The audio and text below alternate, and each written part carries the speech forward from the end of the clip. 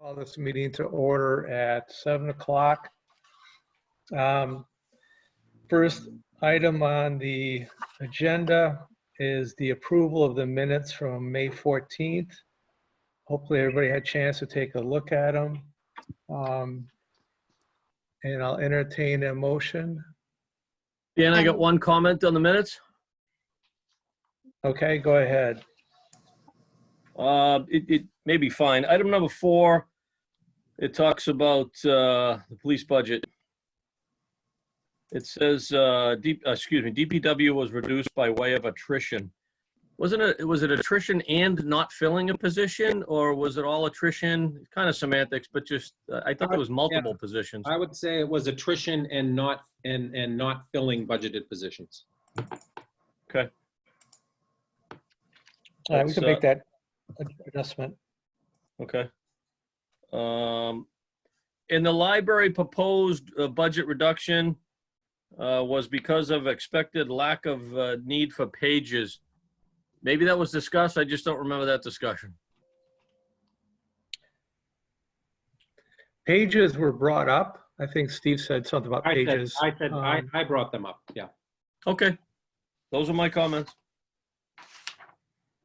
So I would make a motion to accept the minutes with the modification to the sentence with DPW to include not filling budgeted positions.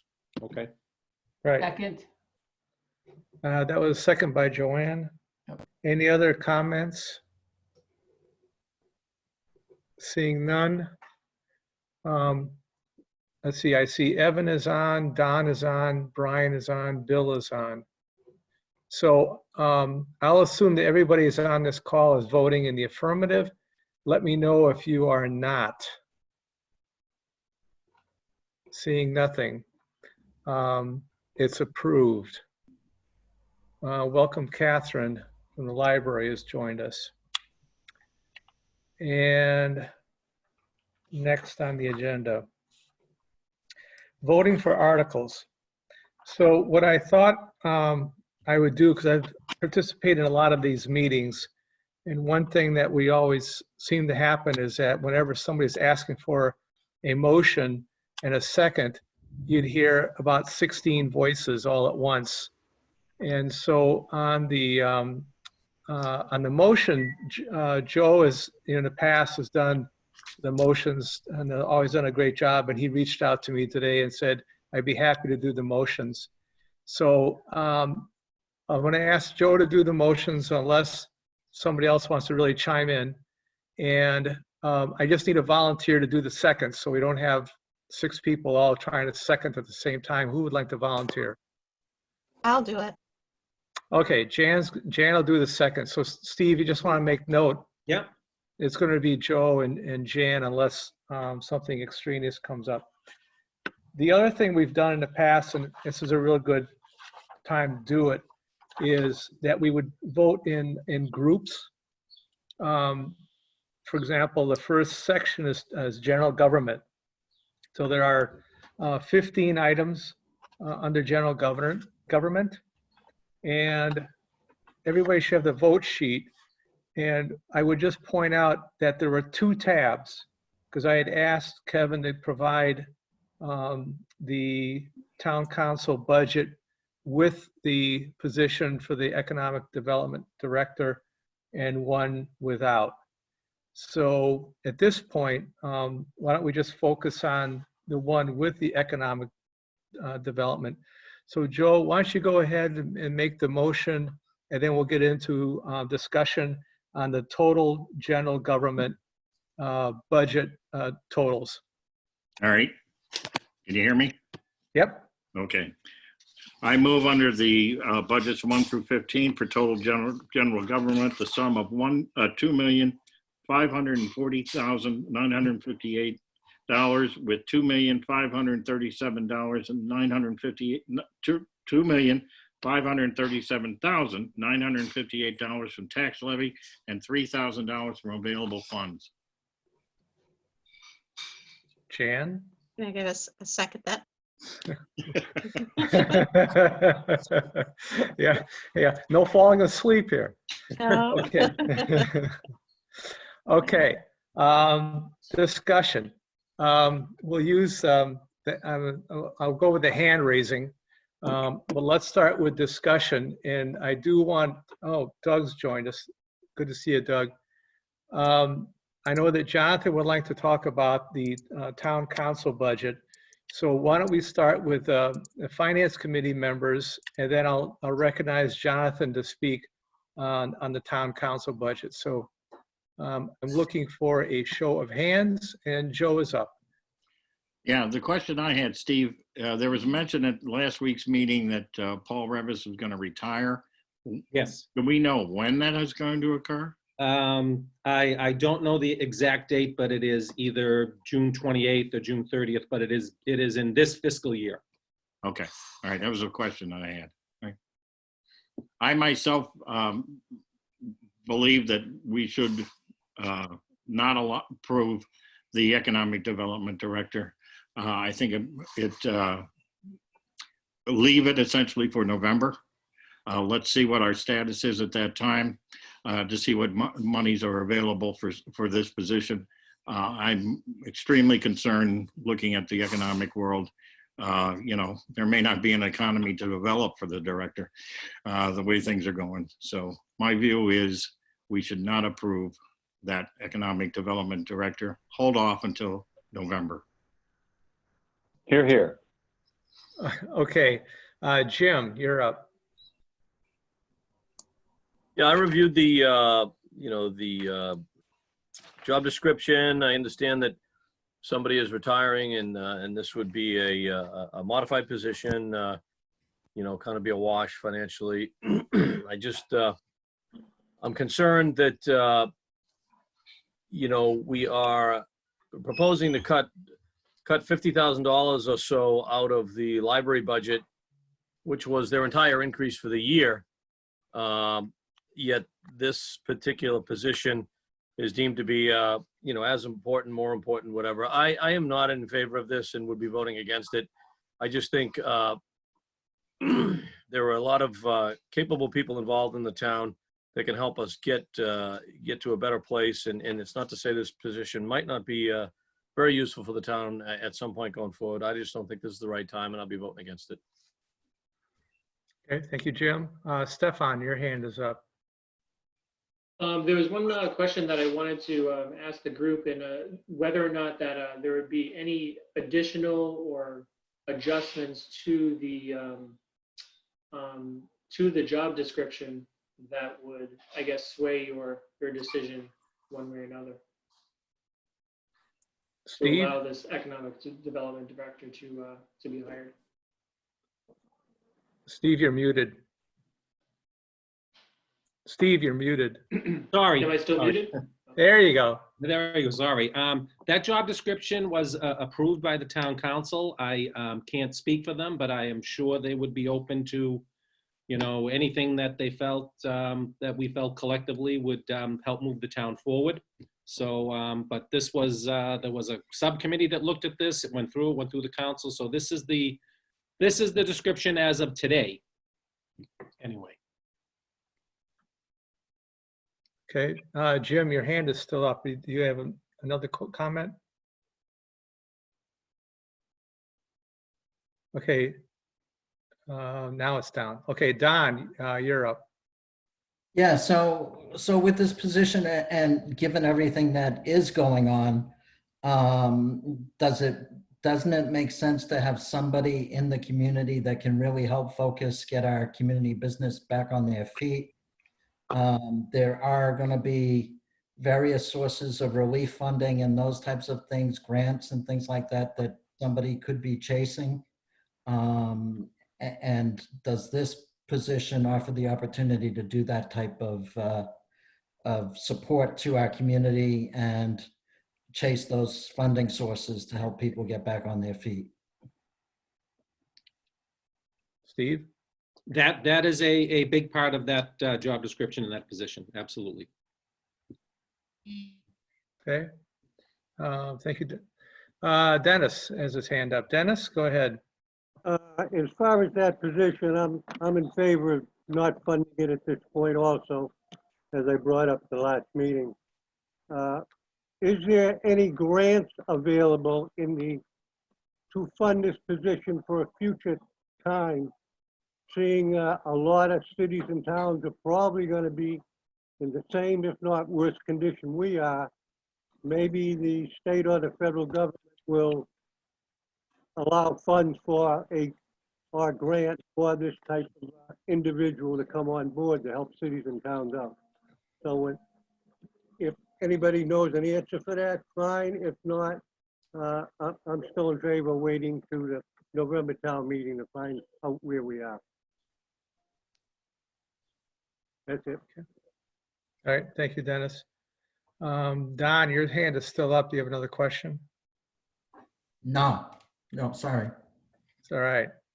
All right. Oh, hey, sorry.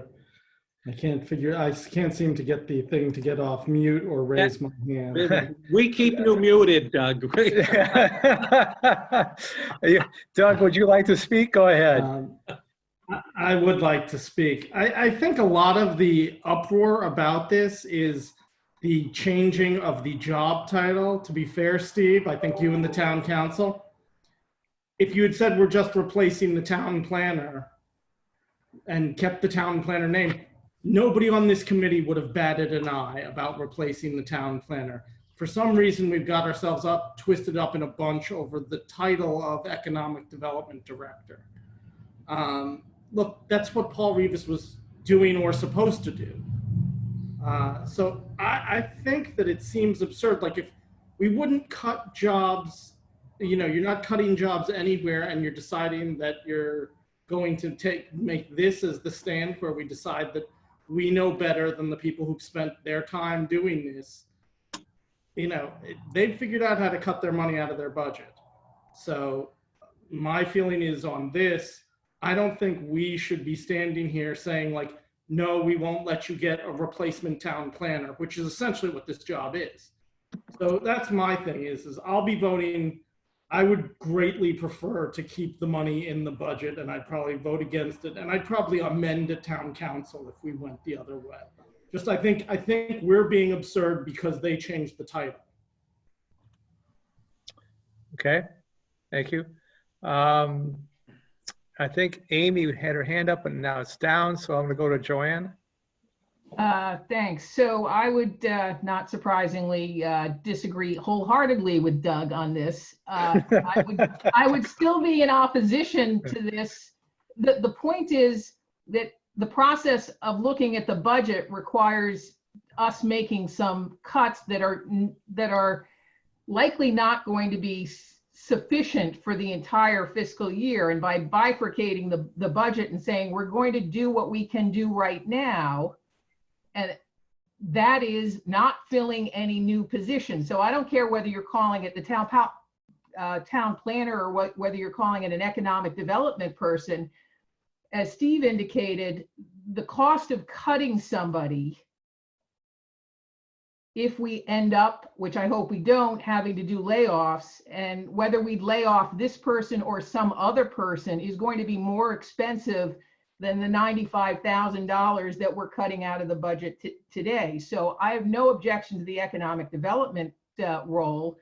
I have an objection to putting that person in place for some of the reasons that many other people have indicated, which is I don't think that there's going to be grant money. I don't think that there's going to be anything between now and November that is either going to move the dime for the town or in a positive direction, just given how much uncertainty there is regarding what kinds of businesses are going to be able to function between now and when there's a vaccine, whenever there is a vaccine, 18, 24 months down the road. And it just seems irresponsible. You say that the town council has been,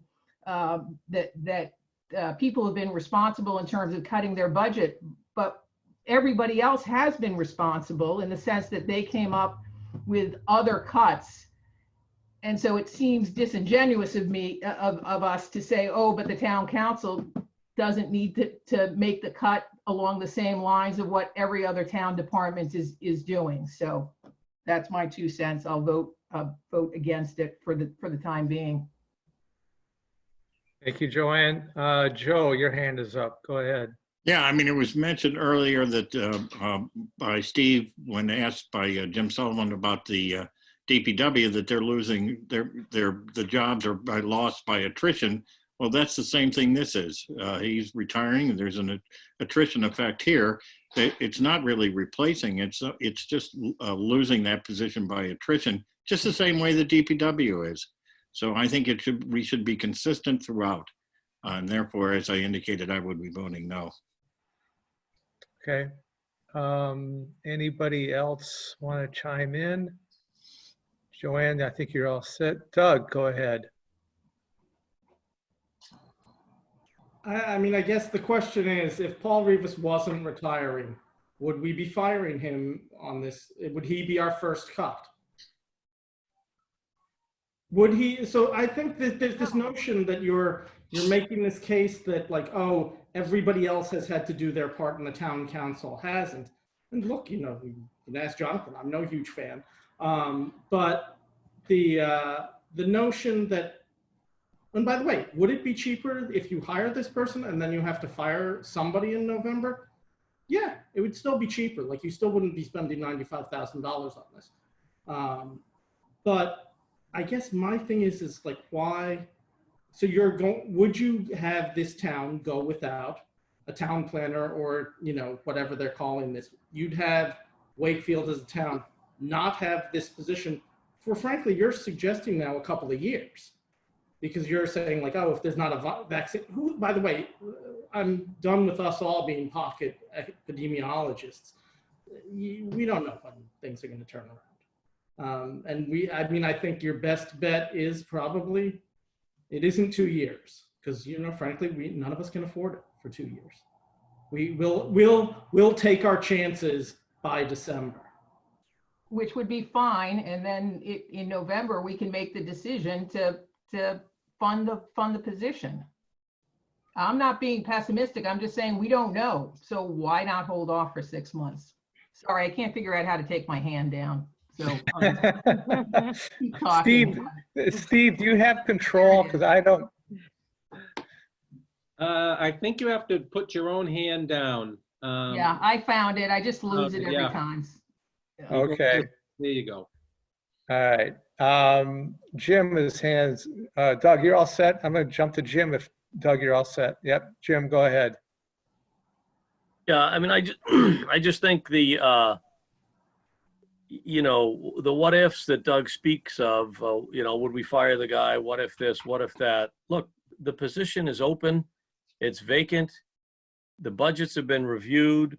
The DPW has a person that they were repositioning to be an inspector from some other title. It escapes me. It just, to assess more value on this than more value on that. I don't believe that that's what I'm trying to do, nor do I profess to do that. But when you look at the cuts, the DPW is losing positions temporarily or are losing vacant positions. You get the school budget, 400,000. Don't exactly know what that's going to entail for losses. The police budget, we have no Independence Day anyway, so no harm, no foul. Unfortunately, the pain occurs with the town council budget, as I see it, the DPW budget, and the school department budget, and the library budget, whether they're people or not people. The police budget, the health insurance, those are wins that came upon us, if you would. I struggle with why this is so valuable, and I would ask those that will continue to speak about why it's necessary, where the $95,000 is going to come from. Thank you. Okay. Evan, your hand is up. Yeah, I'll try not to be redundant here with some of the other input, but I'd like to ask I guess a simple question to any of the proponents. What is the harm in waiting until November? Because I don't see much of a risk, frankly. All right, we'll start with any FinCom members who want to answer that question. Then I'll go ahead and jump to Jonathan or Paul to see if they want to chime in. I'll let them fight this one. All right. This is a good transition. So, oh, Stefan, you want to jump in? Go ahead. Yeah, I mean, to answer Evan's question, I think what I would say is missed opportunity is something that we would have to suffer essentially as a community. If someone was not in that position to understand what businesses may be going out of businesses, what properties may be going on the market, how to connect those properties with potential developers to develop that property with whatever limited cash that developers may have on the market these days. I assume every community is going to be impacted, every downtown is going to be impacted, and there's only so many developers. So the first person to get to the developers ends up getting the deal. And if we're late in the game, we're not going to get the deal. And so the downtown is just going to be, the way it is. Listen, that's Okay, thank you. Sorry, Mr. Chairman, but that's the opposite of how I've seen markets work. Even the most talented economic development directors I've ever seen, they're responding to the market. They're responding to developers coming to them, trying to figure out how to make a targeted property, a targeted site work for them. And frankly, a good economic development director just helps the developer get the government out of the way as quickly as possible. They don't actually stimulate the economy. And to Joe's point earlier, I'm not sure how much of an economy there's going to be to develop. And if there is, the market forces usually are more powerful in that process than frankly, a bureaucrat would be. So that's my take on it. I'll be voting no on the position as well. Okay, that's Evan, and you guys are good. I'm going to lower your hands because I took over the host. All right. Answering that question, I'll recognize Mr. Chines. Jonathan, good to see you. Nice to see you too, and nice to see everyone. It's good to be back in front of the Finance Committee. So thank you for indulging me. I wanted to spend a couple of minutes talking about really my decision-making process around the economic development position, and I think some of the reasons why the majority of the council voted to support it. Councillor Donaco is here as well, and certainly would probably echo some of what I'd have to say and have other reasons as well. I do want to start first by responding to the question of what's the downside of waiting until November. And the downside is this: if we don't fund the position in the budget, we can't start recruiting for it. And so, economic circumstances may be that we decide to add money in to add the position in November, but that means the recruitment clock starts in November, which means we don't actually hire, if we're lucky, until January, February, March, sometime in that time frame. And it could be longer depending on our ability to find the right person. We don't have a candidate in mind for this. I know this was one of the things that was discussed in the last Finance Committee meeting. In fact, I think to find a good candidate for this role could be potentially very difficult. And so part of the benefit of putting it in the budget now is that it allows us to start that hiring process, start that recruitment process so that we can try to find the right person to fill the role. And if we're able to find that right person before November, we've got the wherewithal to get them started. So that's really the downside of waiting until November. I think it would be different if we made a decision to partially fund the position now, saying let's assume that it will be hired later in the year, because again, that would give us the chance to recruit. But if we don't put anything in the budget, we can't start that process. Some of the reasons why I support keeping this position in the budget, and the first is one that we've talked through at length. This is not a new position. This really is an updated job description and title for the town planner role, which is vacant. One of the things that we've talked about is the fact that we do have a master plan in place for the town that is serviceable, and where the need is in less in kind of that traditional planner role, but in more around thinking about how we take that plan and execute it. And that's why we made the decision to rewrite the job description. I think this is a different circumstance than the DPW. As you'll recall, the original DPW budget did include a couple of net new positions that we had both, I think the Finance Committee, I don't know if you took a vote then, but certainly the Town Council voted to approve. The changes in the DPW budget that have been recommended really take a step back from some of those incremental new positions. You know, we haven't implemented a hiring freeze across the town. And so I think it's a little bit of an apples to oranges comparison to say that, you know, this is a similar situation or different situation from the DPW role. It's also worth noting that, you know, with the town planner retiring, while we certainly don't need to put together a new master plan, there is work that the town planner does that needs to find another home in town hall. And this would be a role that I would expect would fill a lot of those gaps. I think the second reason why this is a position that's important to consider is that we do view it as a revenue generating position for the town. And, you know, one of the things that, you know, I considered is as we make some of the difficult decisions that we have to make, given the fact that our revenue is we expect coming down in fiscal 2021, one of the things that we wanted to do was make smart strategic decisions that position us well for the future. And in that vein, sort of taking a position that we would expect to generate revenue and taking it off the table, you know, we thought was really contradictory to where we're trying to go. The job description in many ways was modeled after a position that exists in the town of Bedford. That is sort of a little bit of a proof of concept for us in some ways, where that position actually has generated property tax revenue for the town, you know, sort of well above and beyond the cost of the position itself.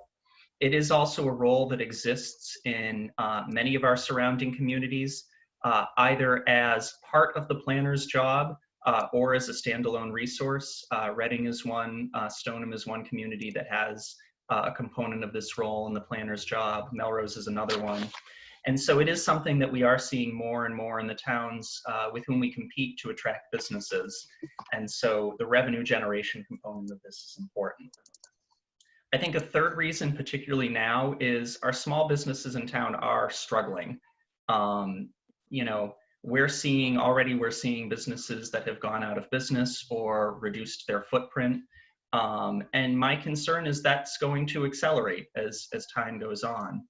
And so as we think about the long-term goal of generating revenue for the town, it's not only about bringing new businesses into Wakefield, though we certainly want to do that, but it's also about making sure that we don't backslide to a large extent. And so what we really wanted to do was have this position start now so that they can be helping the businesses that are struggling to stay open in Wakefield now, so that we don't slide back and lose some of our important community resources, both from a revenue standpoint, but also from a downtown revitalization standpoint, a community vibrancy standpoint. I think the final reason why certainly I voted to keep this position in the budget is I do think that it's affordable. And, you know, I certainly am not someone who is Pollyannish about sort of the challenges that we'll be facing in the next couple of years. I think those challenges are very significant. And, you know, I trust that all of my colleagues on the council, regardless of how they voted on this, take that very seriously. But, you know, we've also been in a position where we've been able to expand our reserves over the last 10 years while times were good. And I truly believe that part of the reason why you do that is so that when times are bad, you've got a cushion that makes sure that you don't have to make cuts that are against the interest of the town as you think about the future. And I think this is one of those positions, this is one of those investments that really falls into that category. You know, it's about 1% of our current reserves. I do think that there are other offsets in the budget that we'll be able to find over the course of the year that will also help fund this. You know, if we were in a situation where we didn't have the stabilization fund and a healthy amount of free cash, I absolutely would think differently about this role. But, you know, candidly, you know, we have the luxury because of the good decisions that we've made and the good work of the Finance Committee, you know, that we don't need to be so draconian in making cuts like this. So those were the reasons I supported it. Again, I do want to reiterate, there is no one on the council that doesn't take the fiscal situation that Wakefield is in seriously. I think we all understand that 2021 is going to be a challenge, and I think we all understand that the challenges are not going to end in 2021. But for me, thinking about sort of a fiscally prudent decision means that you don't necessarily just make reflexive cuts, excuse me, in places where they're not warranted. I think this is an investment in Wakefield's future. I think this is a good strategic decision. That's why I supported it in the town council and why I'll be supporting it at town meeting as well, and certainly hope the finance committee will get behind it as well. So again, thank you very much for the time, and Mr. Chair, I apologize for going on somewhat at length. Thank you, Jonathan. Paul, your hand is up. Would you like to speak? Thank you, Mr. Chair, and thank you to the FinCom members.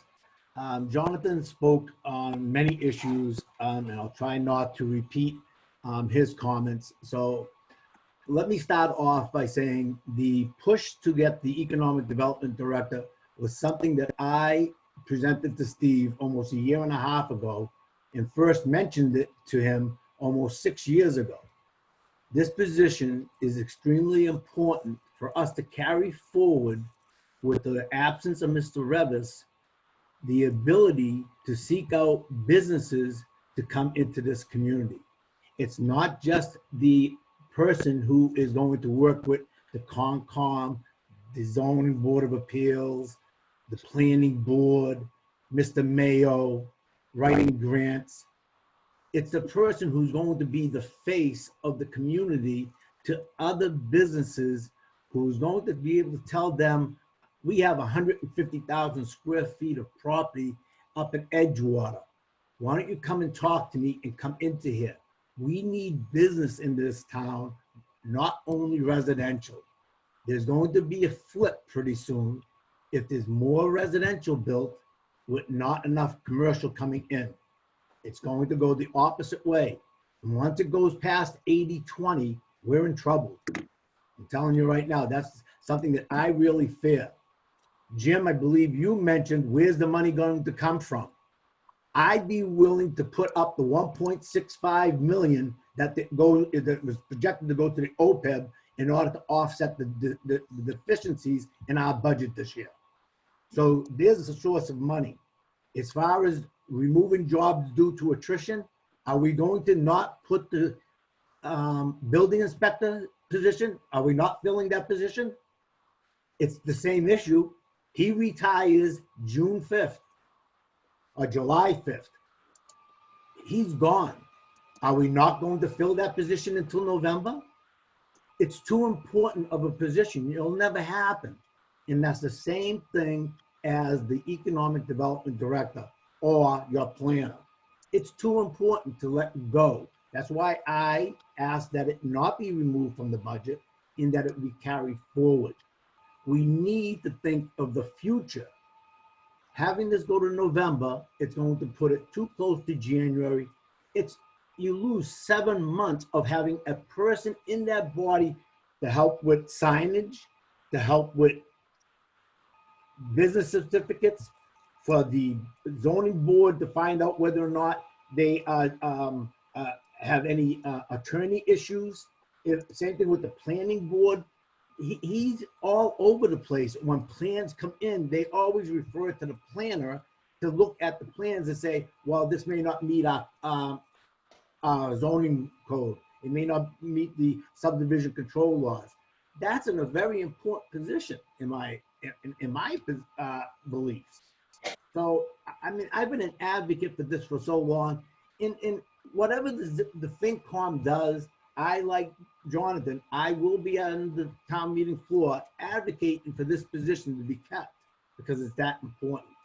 This is my last hurrah, guys. I hope you understand that. I'm not running in April. This is it. I'm done. Okay? I've been chasing this position so long. This is it. And Steve knows it too because he's chuckling over there. I can see it on his face. So it's an important position in my firm belief. We be doing the town a disservice by not putting this position on now and waiting. I understand everybody says, well, we can wait and see, finances. I'm the biggest advocate of finances, and just by our record, look at what we did over the last 10 years.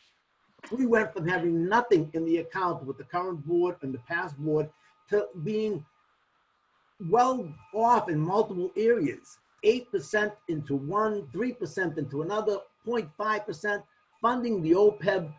We've got millions of dollars right now that we have set aside year in and year out. We're doing great. 1 year shouldn't make a difference on getting rid of a very important job. And that's my argument. You would have not, if Paul Revis was not retiring, you would not have gotten rid of his job. You wouldn't have. I don't believe you would have. I can't see that job being one that you would have pointed your finger to. We don't need Revis. Let's get rid of his job and save $93,000. I mean, it can't be because it's $2,000 more, this position. I still think that we're making a great error if we do not present this as part of our budget. And I thank you, Mr. Chair, and I thank the FinCom for listening to my plea. Thank you again. Thank you, Paul. Pete, your hand is up. Do you want to go ahead?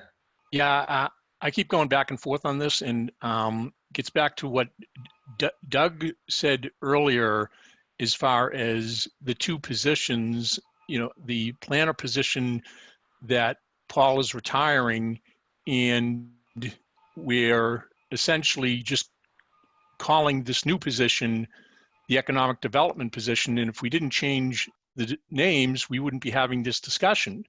And I'm curious, as the people who put this job description together, how much of that is really true? If that's really the case, and the planning position, Paul retires, and he has certain tasks and responsibilities that he does every day, every week, what happens to those tasks and responsibilities if we don't fill the economic development position? Are there, if you put the two job descriptions side by side, the planner, Paul's position, and the economic development position, are they one and the same? Are they similar? That's what I'm getting confused on. I thought I was naive, and I just thought that the economic development position was something that was really focused on generating new opportunities, gathering grants, filling out grants, all focused on new development, and that's why they report up to the town council. Now, the planner position doesn't report up to town council. That reports up to DPW, right? No? Okay. So where does the planner report up to? In both instances, both the planner and this position would report to the town administrator. Okay, so again, how much of it is the difference in job description? And I guess I'm getting back to Doug's point earlier. If we're just changing the titles and we're going to not replace the planner position, and there's going to be certain tasks and responsibilities that are just going to slip through the cracks, what do we do there? So can somebody speak to how much of this is going to be a continuation of planner responsibilities, and how much of it is going to be focused on new business development and completing grants? Steve, do you want to take that shot? I can. What we were trying to do was looking at really an enhancement of the planning position. I think Councilor Chines stated it very eloquently that we do have a plan. There is a town plan that's been in place. We need to act on this plan.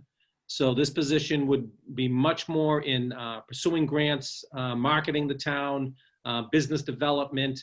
The traditional planner does not really handle that. I think a traditional planner is more reactive. This was going to be more proactive in gaining instances there. For technical assistance on planning issues, to answer your question, to fill in the gap, in the short term, I would look to the MAPC for technical assistance. On the short term, we would look to Mass Business Development to handle the other items. More would fall on myself and some of our other team in here, Victor Santinello, myself, and some other people inside. This certainly is not ideal. we would want to get this in a while. But we were really looking for a different skill set, a different focus, and the focus being business development, business recruitment, someone that's going to match our good tax policies versus research and development down on Audubon Road, and actually go out and find a company to come in and build and or rent there. That's a little different than a planner. I hope I answered your questions, Pete. Mr. Chair, do you mind if I yep, just jump okay, in I got a to thumbs follow up. up on Mr. Mayo's response? I was going to recognize Doug first, but go ahead, Jonathan. No, just briefly to, Mr. Mayo mentioned sort of in the absence of this role, the work would fall on a number of people, including himself, the assessor. From a town council perspective, that's concerning in a number of ways. Victor is a half-time employee with a really full plate. Steve is a very full-time plus employee with a really, really big plate. And so I think when you look at the places within the administration of the town where that work would go, it's not like there's a lot of sort of kind of untapped capacity in terms of resources. And so I think the concern that myself and probably Councillor Giannaco and others have is, in the absence of having someone to do this, it won't get done because it just can't. There really isn't excess capacity among other folks at Town Hall to be able to pick up that slack. So thank you. I apologize for jumping in, Mr. Chair. Doug, you're up.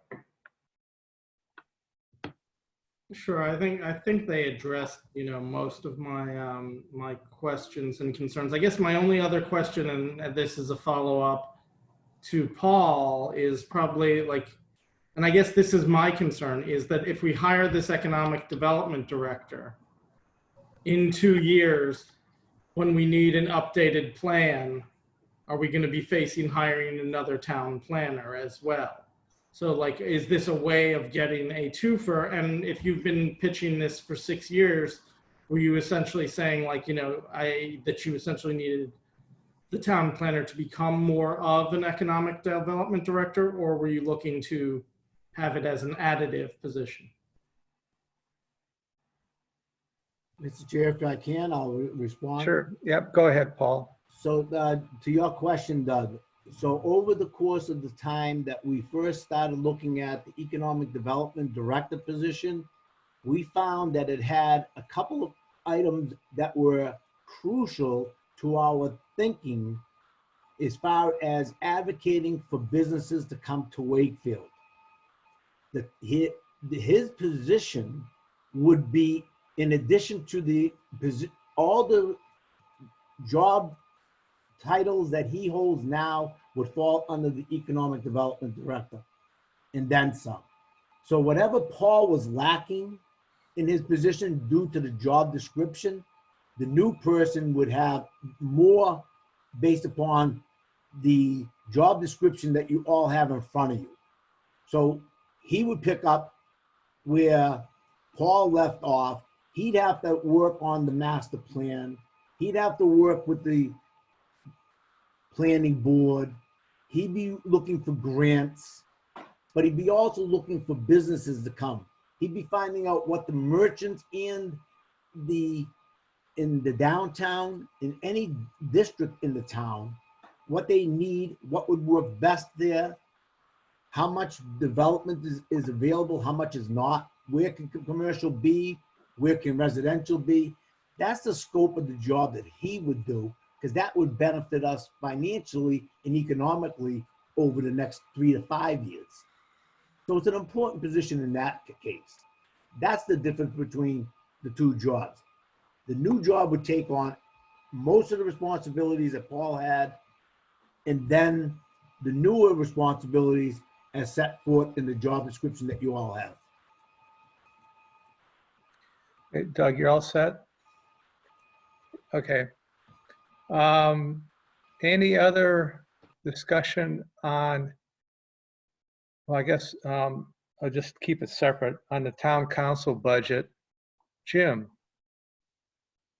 go ahead. So if I can ask Doug's question again, 5 years ago, would this been an additional position when Paul was working to try to get that brought forward 5 years ago with the planner, would it have been a second position? That's my question. Jonathan, you want to answer that, or Steve? So, Mr. Mayo, correct me if I'm wrong, but Mr. Rivas did work with an outside organization on the master plan. Yeah, we would, if we were to, I was going to say that if we were to update portions of the master plan, we would normally hire a consultant. We did that before, so we certainly would do that. So I think as we think about when the plan was done 5 years ago, we still incurred that expense to bring in an outside entity, even though we did have a town planner. I don't think, based on sort of how the process went before, that we would necessarily be spending more on that outside expert, because again, we brought them in the last time they did a master plan, even though we did have someone with a very strong planning background and a lot of experience in that regard. Right. I guess maybe I'll answer your question, Jim. The answer is no. I would not have proposed two positions. 5 years ago, when Paul No, was working I'm towards looking it. for someone with both skill sets. Thank you. Jan, your hand is up. You have to unmute. Sorry about that. I had a question, not to, oppose the position entirely, but again, there are some folks that have talked about, what's the harm in waiting for November, given, a lot of things are canceled so far. If we did hire someone, would they have enough to keep them going to hit the ground running on day one? Would it be possible to make an amendment to do it in November instead, where, there may be something coming in? Anybody want to answer that question for Jan? I don't know how to answer that. Go ahead, Paul. No? No? I don't know how to, I really don't know how to answer the question at this point. If we went forward right now and funded the money, or you're talking about waiting until November to fund the money? Jan. November, would it be something that could be funded in the back half of the year? If you funded this in November, the earliest that this person would be able to come on, in my opinion, at that point, would be late December, early January. Unless you had, because you're not going to get a pool of applicants before you know that the job has been funded. So let's just say right now, we do fund this. I'm sorry. If we fund this now in April, at this town meeting, the position probably won't get filled until late June, maybe early July, because you're going to look for the best person to fill the job. So it may not get filled right away. If I had my way, I would have wanted this position filled last November, so that when Paul Revis was going to retire, we could have had the person come in a month beforehand, and Paul could have showed him, this is this is that, this is this person, this is what we're working on, this is what we have to finish. He would have been able to give this person at least a leg up moving forward. This person now is going to have to come in like a locomotive in order to do the job right. Can you imagine what would happen if we waited to November? He may not have that momentum going with them until next year sometime. We can't have an empty position that long, in my opinion, but that's not up to me. That's going to be up to the people voting at town meeting. A recommendation would be nice to support what we're looking for, but if we can't get it, then it's like anything else. The battle goes to town meeting. But So let me offer this as a potential compromise. I've been listening to all the arguments, and I'm just going to throw this. I haven't given a lot of thought, but I'm just going to throw it out there for people to think about. If we fund the position now at town meeting, it's likely the person won't be starting until the fall or maybe even January 1st at the earliest. That's what I'm hearing about how difficult it could be to find somebody. So what if we fund it, let's say at $50,000, on the assumption that it's going to take many months past July 1 to get the person. We'll know a lot more. And that would at least give us a head start on trying to find somebody. And if we hired somebody, say in October, we could certainly come back to the finance committee for a reserve fund transfer or some other sets of money to close the gap between, let's say, $50,000 and $65,000 or whenever the person started. Is that doable, or am I just blowing smoke? Mr. Mayor, I'm going to start with you. You're muted. Sorry. Sorry. I would still advertise, still hire at the, at the price that the town council set in the original budget, which I think is a good price in some of the conversations out there. And yeah, absolutely. Finding $15,000 in the budget doesn't scare me, but that way. Yeah, I'm just thinking. I think you know me better than that. Yeah, I mean, you're not going to have somebody on July 1, so it's not going to be a $95,000 cost, right? Right. Most likely not, yeah. Yeah, okay. That was my point. Mr. Chines. Just to respond to that, I think that's certainly not the ideal situation from my perspective, because it does rob us of some flexibility to hire someone sooner rather than later if we find the right candidate. With that being said, that approach of having something in the budget so that Mr. Mayo can start advertising for the position and start recruiting now as opposed to at some undetermined point of time in the future, it is absolutely preferable to not having in the budget at all, come the June town meeting and waiting to kind of address it again in the fall. Right. So yeah. Again, just my 2 cents, speaking only for myself. Right. And I guess to my point is that I mentioned reserve fund transfer, but if you did hire somebody in October, we could fund the rest of their salary in the November town meeting. So we wouldn't even have to do reserve fund. Or the following April. That's true. Or the following April. So we can pick that up if need be. Mr. Hogan, you're up. Go ahead, Dennis. Yes. Even if we do not fund it right now, the position is still there with a $0 value. But there is money if the town council finds savings to be able to use the savings to hire that individual. So there's still the caveat out there that if they can find savings in overtime budgets or any place else, somebody retires early and decide not to refund that person, they still can go ahead and get this guy, regardless of what figure we're talking about, whether it's 0 or 50,000, for the position in itself.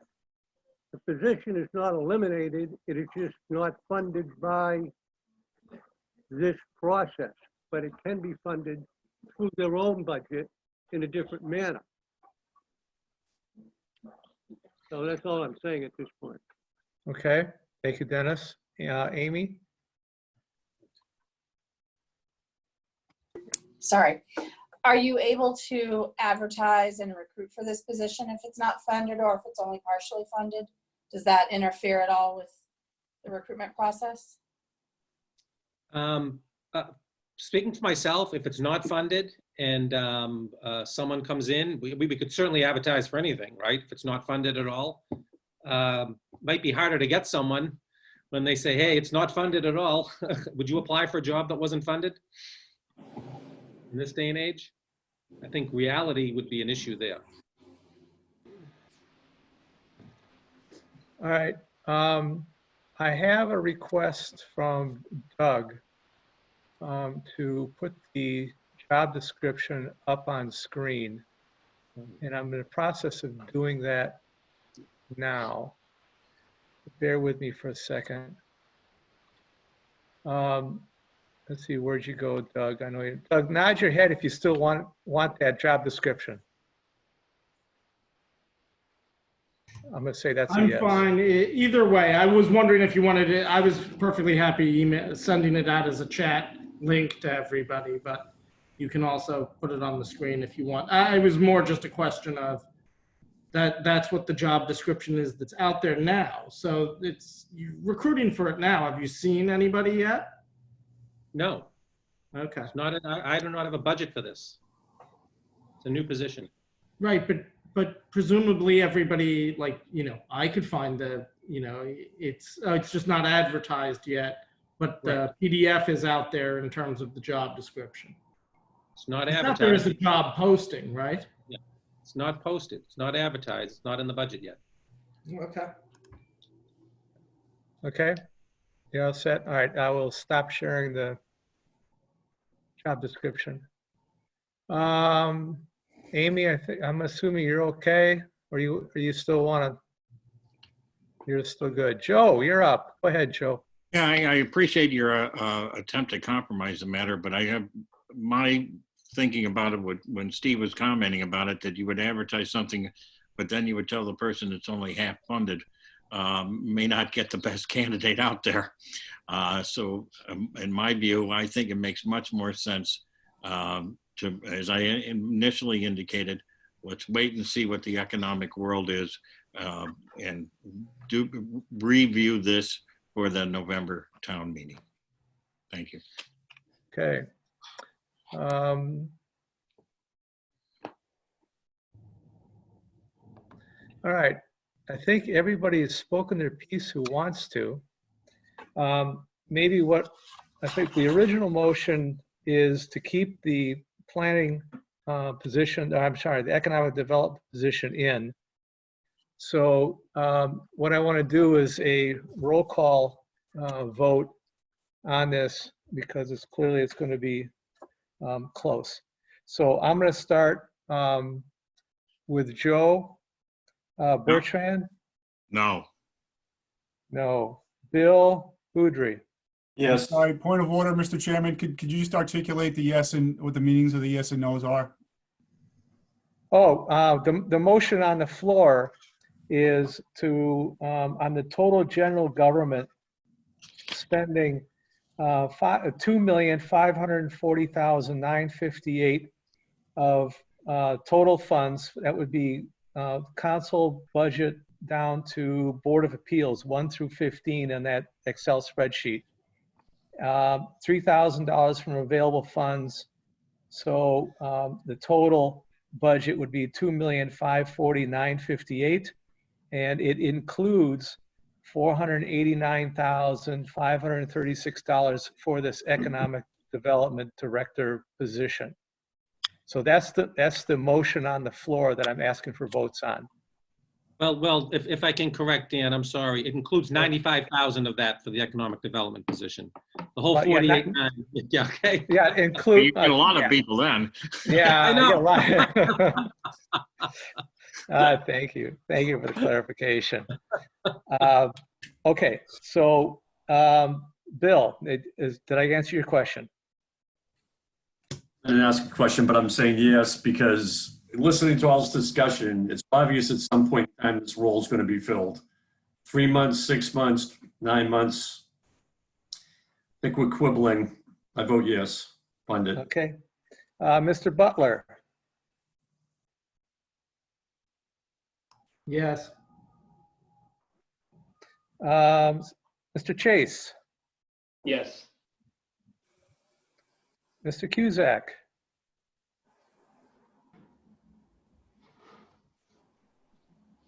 Brian? Hello, Brian.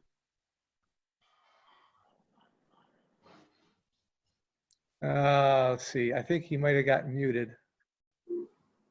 There he is. Put your thumb up or thumb down?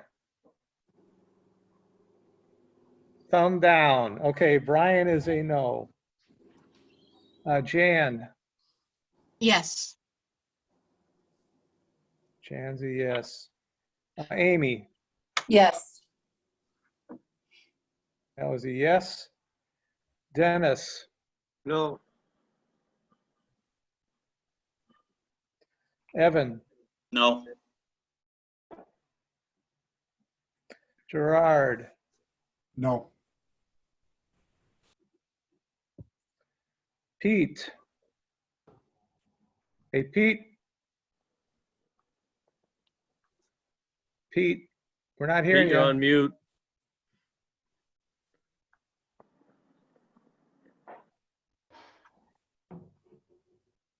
Pete says the thumbs down. He's a no. Don.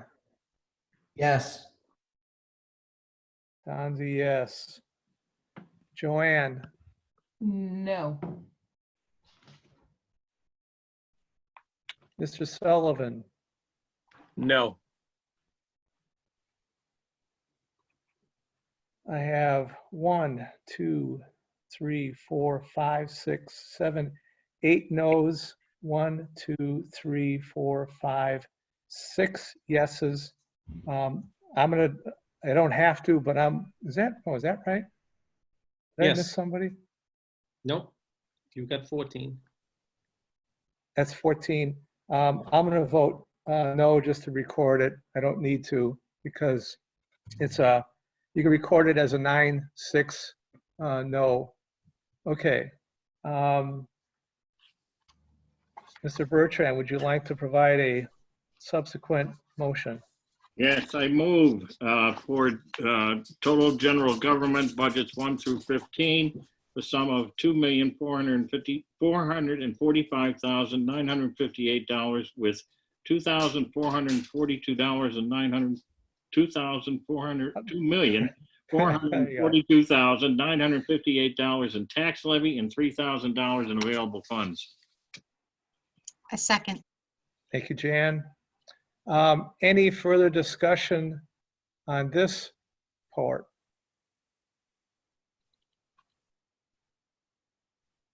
Seeing none. I might do a roll call, but yeah, I will. I'm gonna do it right. This governor says you're supposed to do roll call. I'm gonna do roll call. So I'm gonna go in the same order. And by the way, to those that had figured it out, I'm doing this alphabetically by last name. Joe.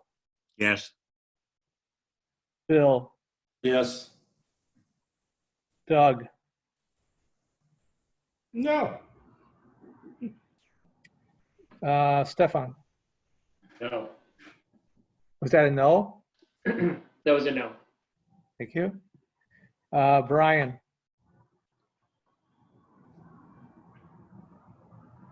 I gotta figure out what's going on with, oh, the thumbs up. Okay, I gotcha. Jan. Yes. Amy. Yes. Dennis. Yes. Evan.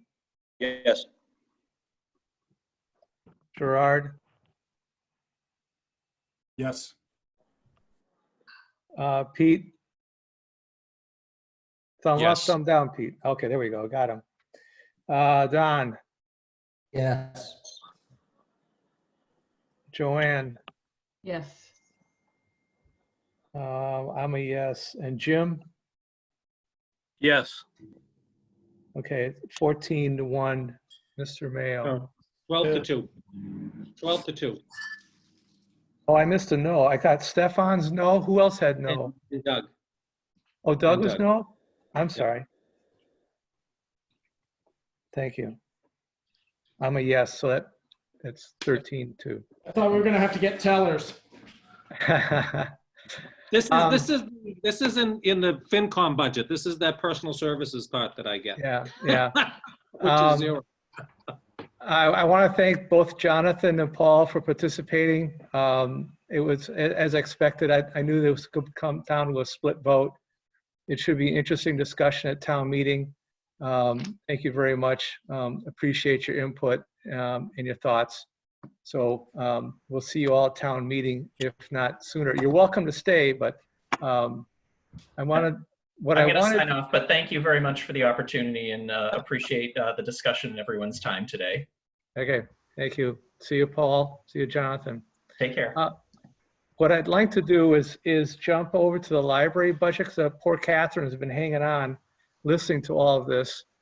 So the library budget is on number 34. It's down a ways. And as we've indicated before, the $50,000 is being taken off the library budget. And I asked a number of questions of Catherine, and I've also participated last night in the Board of Trustees discussion that they met last evening regarding this 50,000. So right now you have, I think both sheets have a number there. So if you'd be so kind, Joe, and go ahead and make the motion.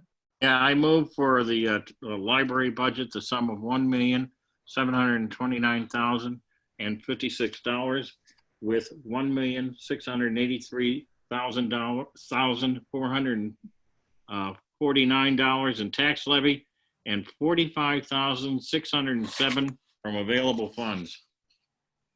I second. Thank you, Jan. Thank you, Joe. Discussion.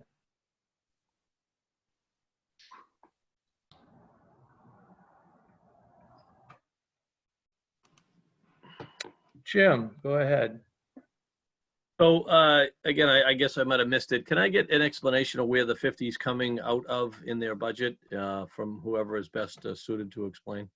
I think I asked Catherine to go ahead and explain where it's coming. Sure. The bulk of it is coming from Sundays. Sundays are staffed additionally, so it doesn't affect our service in any way. It doesn't affect anyone's any of the existing staff that would do other tasks. So it's a good choice. It's a lump sum. It also is unlikely that we will have people in the building for some time to come. So it's for this particular year, it's a good place to make that cut. We've also cut back some pages, which tend to be young people who work as temporary staff just on an hourly basis. And that's a minimal number of hours we had to cut. They tend to not be used anyway. And this year, again, they probably won't be used because we're not circulating things. So that's not going to affect anything this year. And that covers it. All right, thank you. That helps. You're welcome. Any other discussion on that?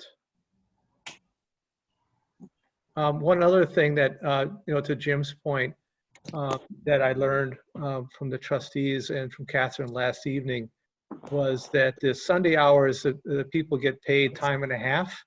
So it's although it's a very popular time for people to come in, as they still do quite a bit of business on a Sunday afternoon, but it's also a time and a half. So the cost is up there as well versus regular hours on Monday through Saturday. Right. So anything else on library? Seeing none. Instead of doing a roll call for this one, I'll just ask if anybody is opposed to the library budget as a motion on a table. Raise your hand or speak up. Seeing none, I will treat that as a unanimous affirmative, Mr. Mayo. Okay. Thank you, Catherine. Appreciate it. Thank you. Take Thank care. you, Catherine, and Good sorry. night. Yeah. Sorry for the long delay. That's fine. It was very interesting. Sorry for the Okay. Glad. Good night. Go ahead, Jim. I was just curious, the school library Voc budget line item. We never talked about the Voc. Do we think will there be a reduction in the Voc? Would the Voc be reducing their expenses and in turn and reducing their charge to us? Do you know, Steve?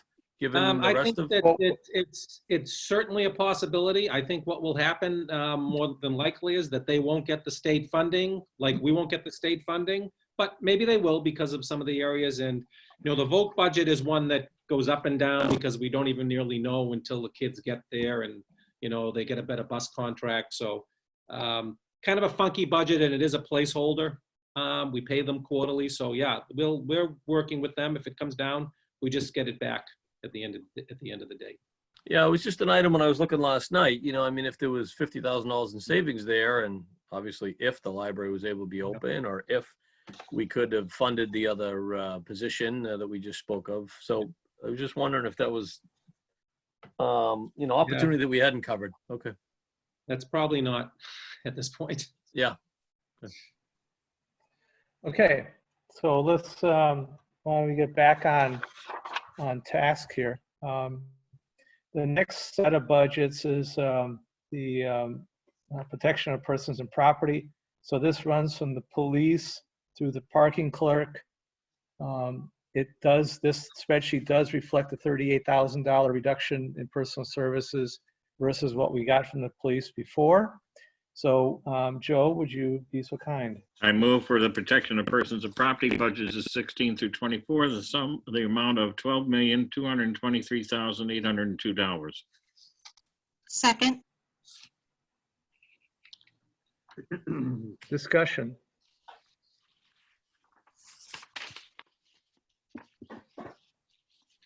Seeing none. Once again, if somebody is opposed to this budget, please speak up or raise your hand. Otherwise, I'll consider this a unanimous vote of all in favor. Seeing nothing. Steve, recorded as unanimous. Yep. Human Services.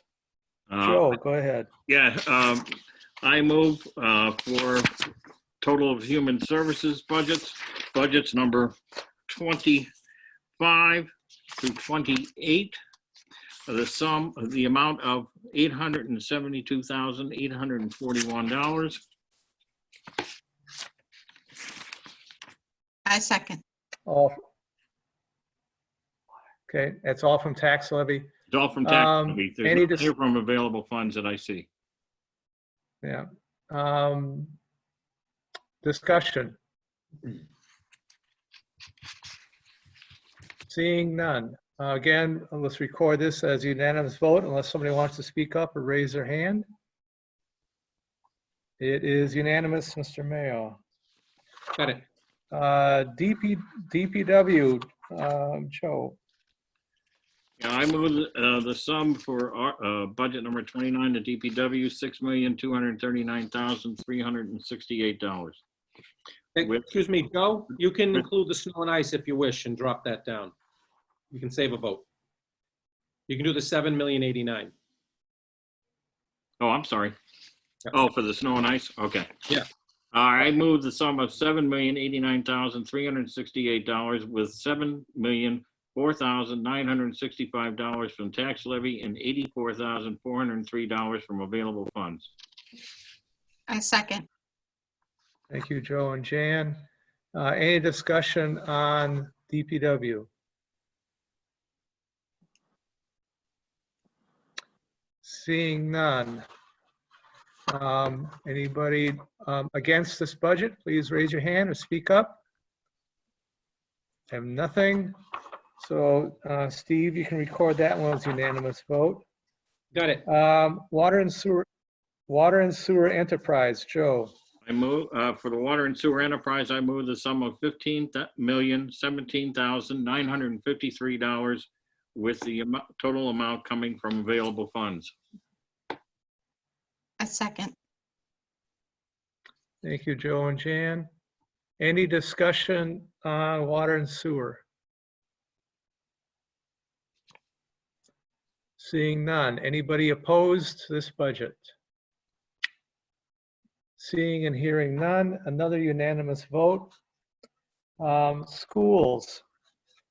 I move the sum of $43,691,659 with $43,576,659 from tax levy and $115,000 from available funds. A second. Thank you, Joe and Jan. Discussion.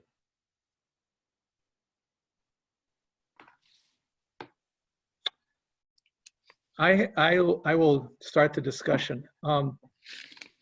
I had sent several questions to Doug and Christina regarding questions on their budget.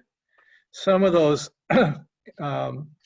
questions had to do with the size of the increase in various line items. We have been pursuing for the last 6 weeks to get answers to those questions. And as far as I know, we have not received anything. I sent a note to Pete about 25 minutes before this meeting saying, have we heard anything regarding all of our questions? Pete had some questions and observations, and we have heard nothing. Yeah, that's not my necessarily question- true. Oh, okay. Well, I asked you the question. I didn't hear from you, so please let us know what you know.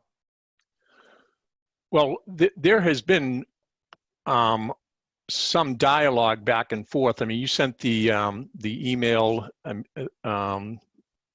mid-April to Doug, and I think copied Christine, and Christine, I think Doug deferred to Christine. But I did get some answers, a lot of answers with additional clarification on some of your questions. Part of it, the numbers that you had presented in your question, as far as the personal service amounts that were communicated in your email, were verbally communicated, and there was nothing in the budget book anywhere as far as the personal services amount. So the amounts that you had asked about for 2021, you had noted that that was communicated from Christine to Kevin back in January, February, and that number is not the number that Christine is part of the overall budget. And then also there was some confusion as far as the number in 2020. Long story short is that there's 3 categories here. There's the personal services category, that there is not an amount in the budget book. There's just a variance amount. And I've had a lot of discussions with Christine and Doug that we need to have a number in there that everybody's comfortable with, not just a variance number. And there's also a category in there that jumps off of Munis, is the instructional services number. But that number not only has salaries in it, but it has additional non-salary information in there as well. But it's very easy to retrieve off of Munis. And there's also another number, total salaries. So there's just a need for consistency in determining what numbers that are going to be reflected in the book and used as metrics to compare. I think one of your concerns was, Dan, as far as the possible year-over-year increase for personal services seemed high if the Unit A contractual COLA was in the 2% range. And what Christine did provide me with is a lot of information that there's several other items in that category. There's all 7 bargaining units. There's cafeteria, clerical, custodial, traffic, overtime, stipends, longevity, steps and columns, as well as the adds to staff that came to over 300,000. So I think your concern was, well, what is making up the difference between the contractual obligation amount and this somewhere in the vicinity of 4.25%, and depending on the actual variances, based on the differences that you were questioning. So, I'm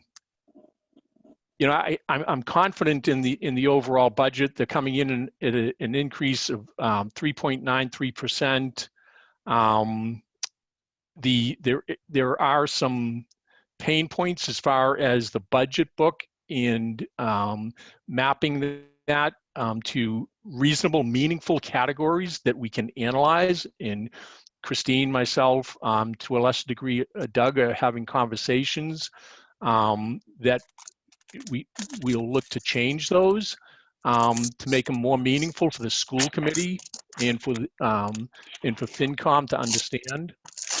But I think, you know, the getting back to your questions is that I don't have any, you know, concerns as far as, you know, what is there something else within the year-over-year increase other than, you know, reasonable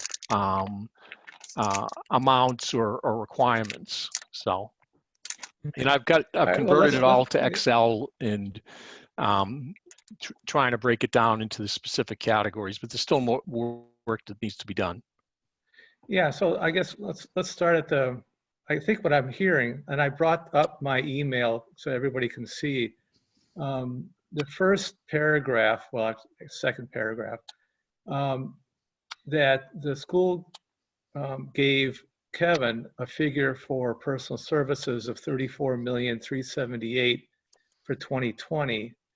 And in, I want to say March or April, she gave Kevin a figure for 21 of $36,160,000.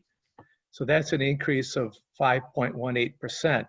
And what I think I'm hearing you say is that one or both of those numbers, the 34 million or the 36 million, is an apples to oranges comparison?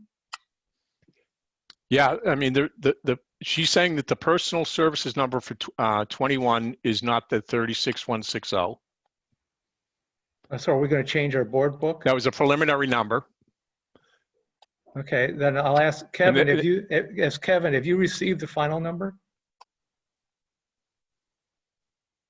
Nope, that's all I received from Christine. Okay.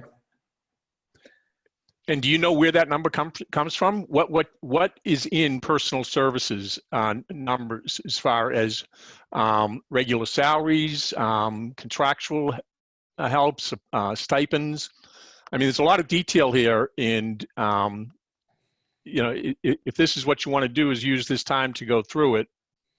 No, if we're going to put something in the board book, we ought to put in the number. And Christine gave Kevin this 36 million.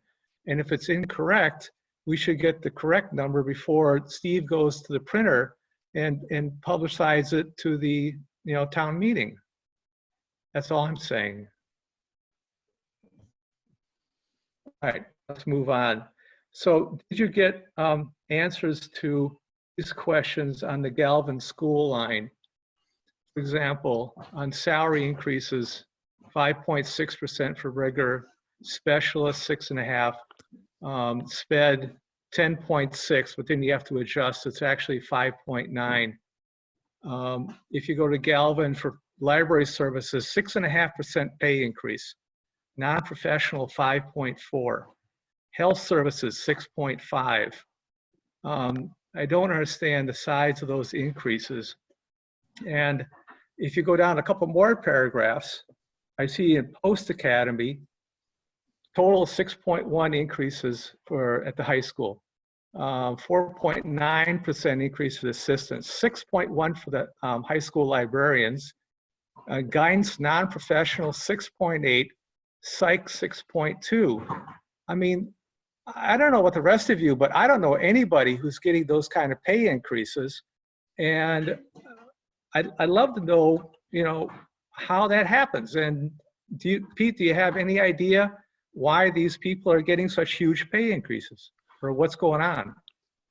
That level of detail? No, I just have that there were steps and increases, steps and columns. There's also an add to staff in that group.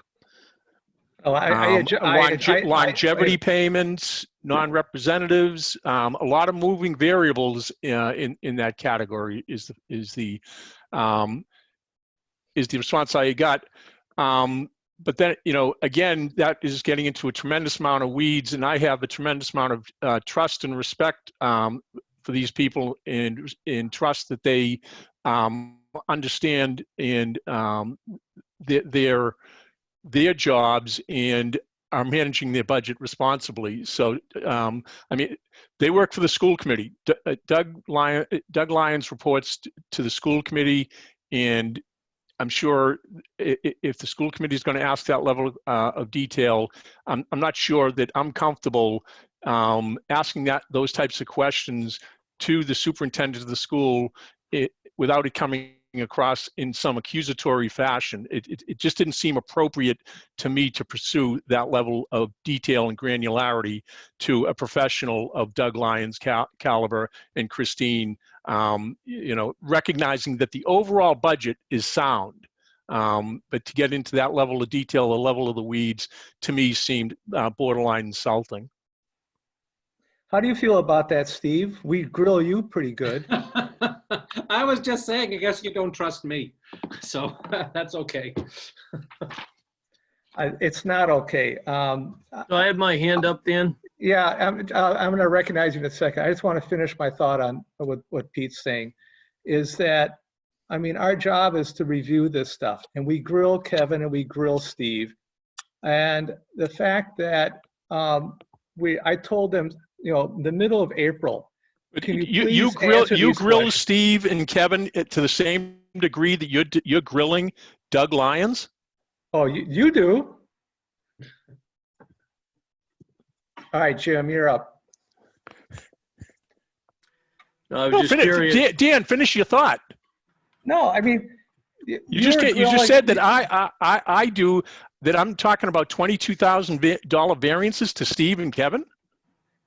I believe you've asked many times during our discussion early on about the 0.72% increases in people's pay. And you didn't understand why that was going up. That's one thing that I do remember. But that's 0.74% across the board. Yes, there was in the police budget and the fire budget for 31 people in the police and 29 in the fire. There was the standard amount of 0.74% increase. And why was that so? Yeah. Okay. That's all I I'm asked saying. those questions. Yeah, that's all I'm saying. All right, Jim. Yeah, so just a couple things. I guess, Dan, you've been to a couple of the recent budget and facilities meetings. Did they give you any insight while you were there on any of this subject? No, I didn't ask the question because Pete said he was going to ask my questions of the group. Right. So I'm not so poor about that.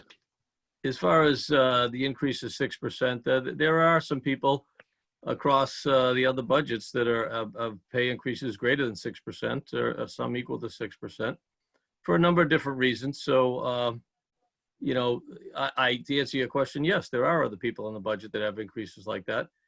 I guess all I was trying to understand is in this discussion, the budget was to be reduced by the 400 or considered to be reduced by the 400. Your initial question about personal services, we need that for the book. It should be right, correct? That's what we want. I just struggle with the us and them, I guess. Your concern that some people don't hold the school committee accountable or the school budget accountable, but we hold Steve Moore accountable.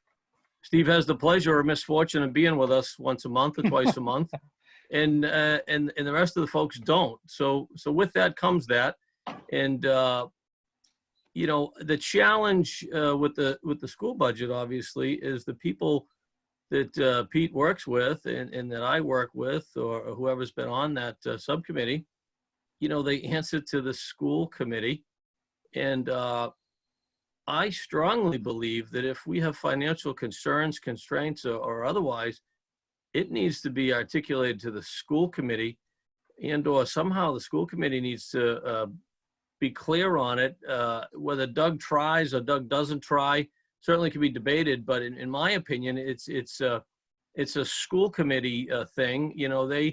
They have come to us. I don't know if I've been here 8 years. They've come to us, and we say, well, you can only have 4, and they sit in their meeting and they say, well, we're going to put forth the best budget for the kids at the school, at town. and they don't really maybe give consideration to the 4%. You know, now we have a tri-board discussion that really just kicked off again. Maybe it was going on 20 years ago.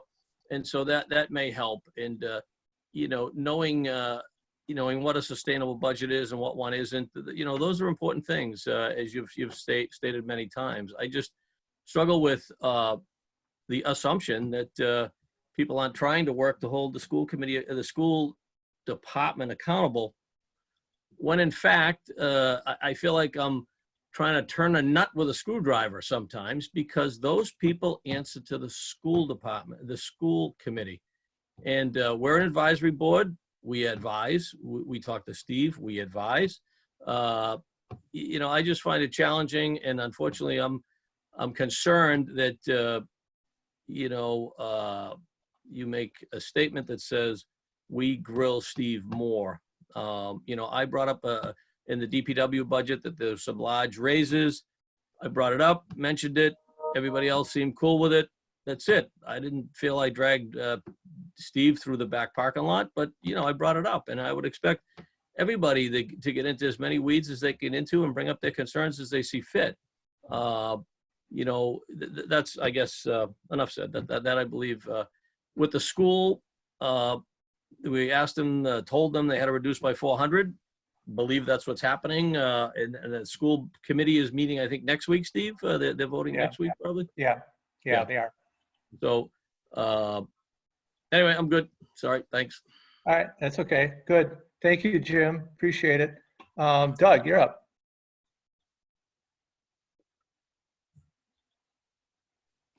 Quite a wild meeting for me. I'm like siding with Paul, and I'm raising a, like, you know, a defense of Dan here in terms of, look, I think the issue is not, I don't have any issues with Doug Lyons, and I think Doug Lyons is a capable professional.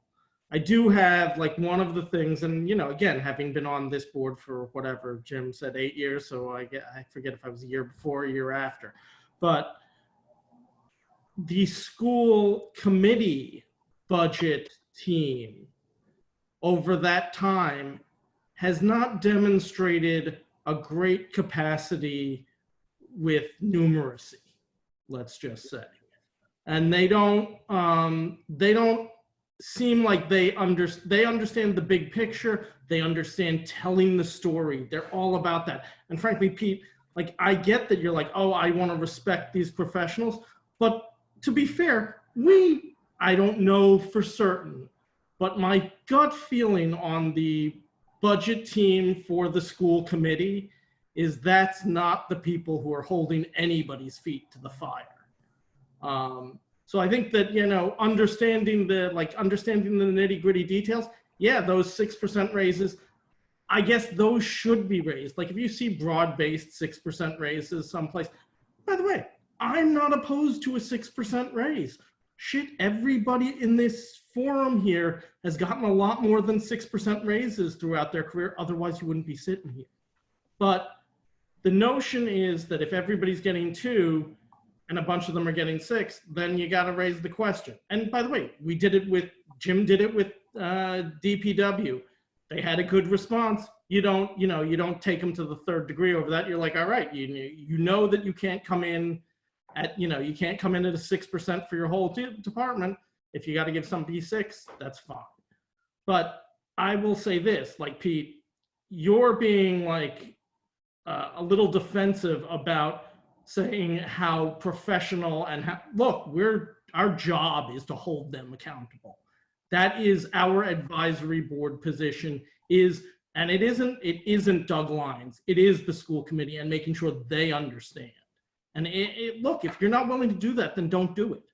But don't like stand up and like get very like indignant over like somebody questioning some of your numbers. I think that, or some of the numbers that you put through. And look, Jim and Brian are on that team as well. I don't know if Gerard is as well. I don't have any problems with the school committee budget. I have a problem with the notion that we think that everybody's doing the right thing and everybody's free and clear to like figure it out for themselves. I think that's us abdicating responsibility. So that's I don't have any, grave concern over this $400,000. It'd be nice if once, just once, they came up with a straight answer versus, well, we'll save the hard decisions, because I believe that's actually what the esteemed Chairman Markham said is, or actually it's not Markham this year, but that's what Markham said is, we'll hold off the hard decisions until later in the year. Yeah, great. That does not seem like a great way to solve the $400,000. It'd be good to just lay out like, oh, this is what we're planning to do. But, they're off my soapbox. Sorry, Pete.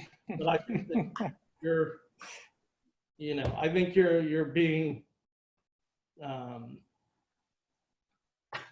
not disingenuous as the head of that team, but certainly like you need to hold them accountable, or like, or back them up. I don't care, but feel something. All right, anybody else? Gerard. Yeah, I was going to try to go a whole meeting without commenting to save everyone time, but alas, reality got the better of me. I'm not going to weigh in on the how the bill becomes a law discussion we're having here on FinCom's appropriate role. I think, Doug, I definitely agree with you. Skepticism should be our default setting and all that. That's absolutely right. But Pete has asked very aggressive questions during our subcommittee meetings. Brian, myself, and Jim have too. So I've made that point in earlier meetings, but just wanted to go on record with that too. We have pushed on this. The COVID-19 number, of course, is coming a bit new, but or the budget reductions, I should call it that. Sorry, we're calling it that at our office. But so we have, on your behalf, asked some very skeptical questions throughout the process. I'd like you all to take some solace in that for sure. The points Dan raised, though, are precisely things we should be looking for, which are anomalies in a line item autonomous budget. We do have to look for their expressions of where the money is going to go on a strategic level, so we can hold them politically accountable. So I think I won't go into that any more than Doug already did. I think we are hitting the happy medium, however, over the long haul, even if some particular answers maybe weren't responded to right at the end. I think directionally, the intent of how the taxpayer money is going to be used by the schools is pretty clear. I'm going to support the budget in its current form with that in mind. And just, we've gotten into whether they're spending enough money on, Brian and I have talked a lot about foreign language education, special education, facilities maintenance, things like that. And Jim obviously adds his expertise to that too. So I'm not trying to be some kind of Switzerland here, but the reality is we've done much of what everyone's suggesting we should do. We have done. Much of the questions that Dan has asked, I think, are completely reasonable, and I've sat down and thought, oh, I should have caught that too. So, but in the end, I think we should support the budget in its current form. Things are going to shake out in a very weird year. I think we should be pushing the schools as a strategic matter to really review whether their footing in the COVID-19 environment is actually delivering curriculum effectively. As someone with kids in the school, I can tell you there's a diversity of practice that borders on the criminal. It's pretty terrible. My second grader is getting a phenomenal delivery of curriculum. My fourth grader is scraping by with what I'll call at most a part-time job, and they should be fixing that problem to really be delivering taxpayer value in student value. I'm very unimpressed so far with the lack of consistency. If I did my job this way, to Doug's point, I wouldn't be getting my lofty 6% raises. So there are bigger ticket issues that I think Pete's pointing to. If we set this budget the way it is now, stay skeptical, stay on par on making sure the students are being looked after, I think this budget will be fine, but we should continue to look at some real big decisions and whether they are truly postponing tough decisions to a later date that's only going to compound problems. That's my state of the schools right now. But in terms of the present fact before us, I support the budget in the current form. Okay, Doug, your hand's still up. Do you want to comment further? Or are you all set? I'm all set, other than by the way, I'm supporting the budget. I'm fine with it. It's more just thinking, it was more just procedural and process. Yeah. Okay. And by the way, I am going to support this budget. I'm just articulating my frustration with the fact that we ask questions and we never get an answer. I've got, I don't know how many, I have like 6 questions that are outstanding. And if I ask, Kevin or Steve a question like I just, I'm asking the schools, I get an answer the next day or that day. And it's frustrating when you spend weeks looking at a budget, you ask a question and you never get a response. And that's my frustration. So I am still going to support the budget. I just wish they would communicate or somebody would communicate to me something regarding the questions I raise or anybody raises. We should get a response from all departments, and not getting a response from the schools is frustrating. Anyway. Dan, I don't All right, disagree so at we all. have, Dan, I would concur. I don't disagree. And, we go to the subcommittee meetings, we take our time and go to these meetings in the mornings and I don't know, maybe some of us on the subcommittee have to go to the school committee and ask them the question because, it isn't for lack of trying and no, neither is it from you on your part. So don't disagree on the lack of response. Okay, thank you. Anybody else? Doug, I'm gonna put your hand down. All right, we have a motion on the table for the schools. I will assume everybody is in favor unless I hear otherwise or see a hand up. Is anybody going to say no? Mr. Mayo, you can count that as unanimous. Got it. All right, next up is the vocational school. For the vocational school, I move the sum of $1,574,273 for tax levy. Jan, you're muted. I second. All right, any discussion on the or actually Volks, several schools? Seeing none. Oh, Jim, go ahead.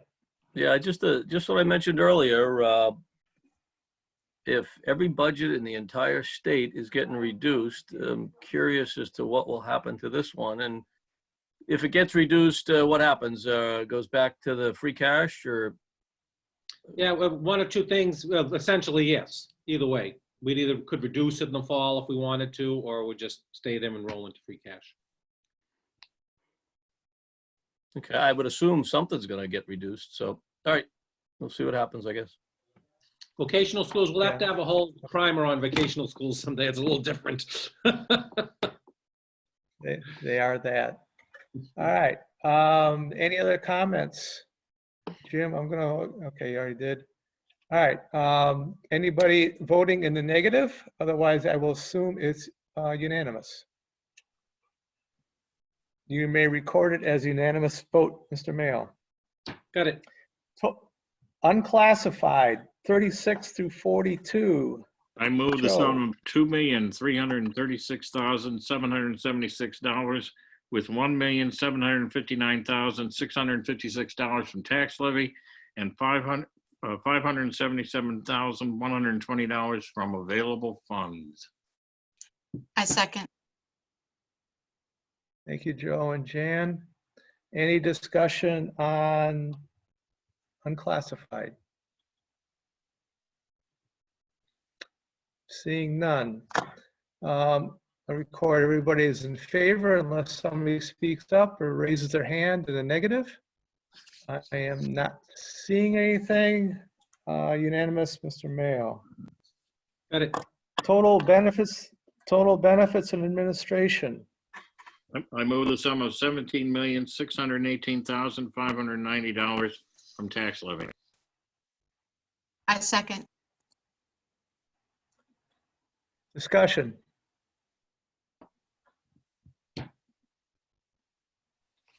I see no discussion. Anybody voting in the negative, please raise your hand or speak up. You may record that as unanimous. Perfect. WMGLD benefits expense. I move the sum of $2,225,752. Steve, is that from tax levy? Kevin? Isn't that from available funds? It is tax levy. We bring those funds into the general fund. Department of Revenue makes us do it that way. Oh, okay, I'm sorry. All right. So that $2,225,752 is from tax levy. A second. Okay, Mr. Butler. Oh, yeah. I move that we strike this from the budget and that the Wakefield Municipal Gas and Light Department pays their own pension. Is that legally allowed? That they should be, the Municipal Gas and Light Department should pay for their own pension expense. Well, I think Kevin, they do. They do. Yeah, they do. They do. Yeah. Oh, so this is not from tax levy then? They give us the funds to cover this expense. And the It's a pass through? Exactly. So they give us exactly that amount of money.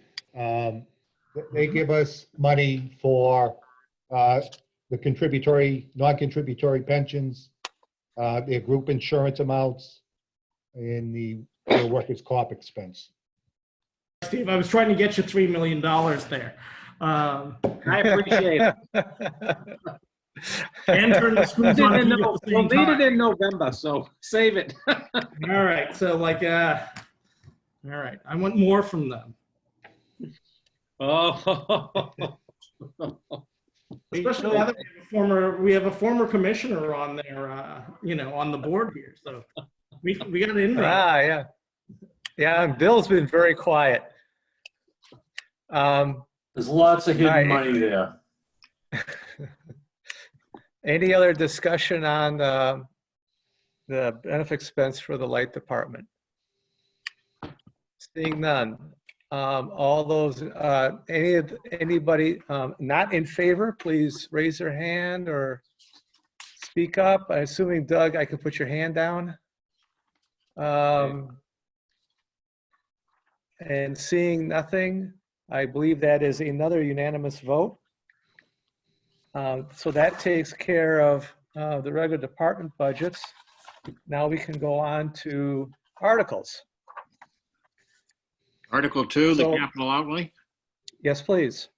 I move- Wait, sorry. I think we'd like favorable action on Article 1, which is just the establishment of the cable access enterprise account.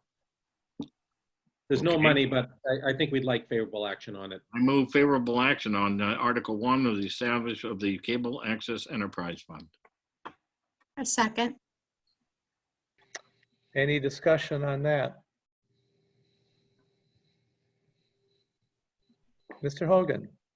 Yes, this is the one that we were going through. This is the new law that they want to have a separate fund, and that's why we don't have any control over it, right? They just take the cable money and do what they want, and they can raise as much money elsewhere as they want and not give anything back. Is that correct? That's one way of looking at it, yes. So if we don't accept this, they're not allowed to do it because they're gonna. Well, no, I think this is continuing what we've been doing with that. The cable money is a pass-through on your cable bill. There is a WCAT board that directors that you can actually go to if you have an issue with where they're spending their money.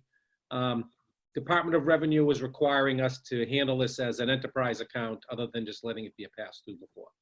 So I only have so many battles in me, Dennis. This isn't one of them for this year. Okay, we'll let it go to another year. All right, thank you, Dennis. Anybody else? Seeing none, I'll assume a unanimous vote unless somebody speaks up and says no. Seeing none, it's a unanimous vote. Okay, Joe, now you can do Article 3. Article 3, a capital outlay. I move the sum of $1,010,560 from tax levy, $82,500 from the Water Enterprise Fund, and $112,500 from the Sewer Enterprise Fund. A second. Discussion. Seeing none. Anybody opposed? Oh, Stefan, go ahead. I just wanted to clarify that the amount that's currently in this article, this was the amount that we reviewed last week that was reduced, I believe from That's 2 million. correct. Okay. Thank That's you. correct. Yeah, 2.1 million and change. Any other discussion on this article? Seeing none. Stefan, I'm going to lower your hand. Anybody voting against this article on capital? Seeing none, you can record that one as unanimous. Thank you. Number 4. For the WMGLD, I move the sum of $918,080 from available funds. Second, Discussion. So Kevin, why do we have or FA with a question mark on this? I'm just curious. Sometimes it was just voted favorable action that we would use a balance that was agreed upon. So it was either or. You can either do the dollar amount or favorable action. Or the, okay. All right. Good enough. Thank you. Anybody against this article? Seeing none, you can record it as unanimous. Number 5.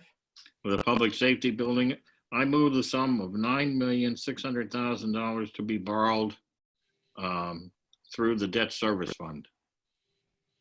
a second, Discussion.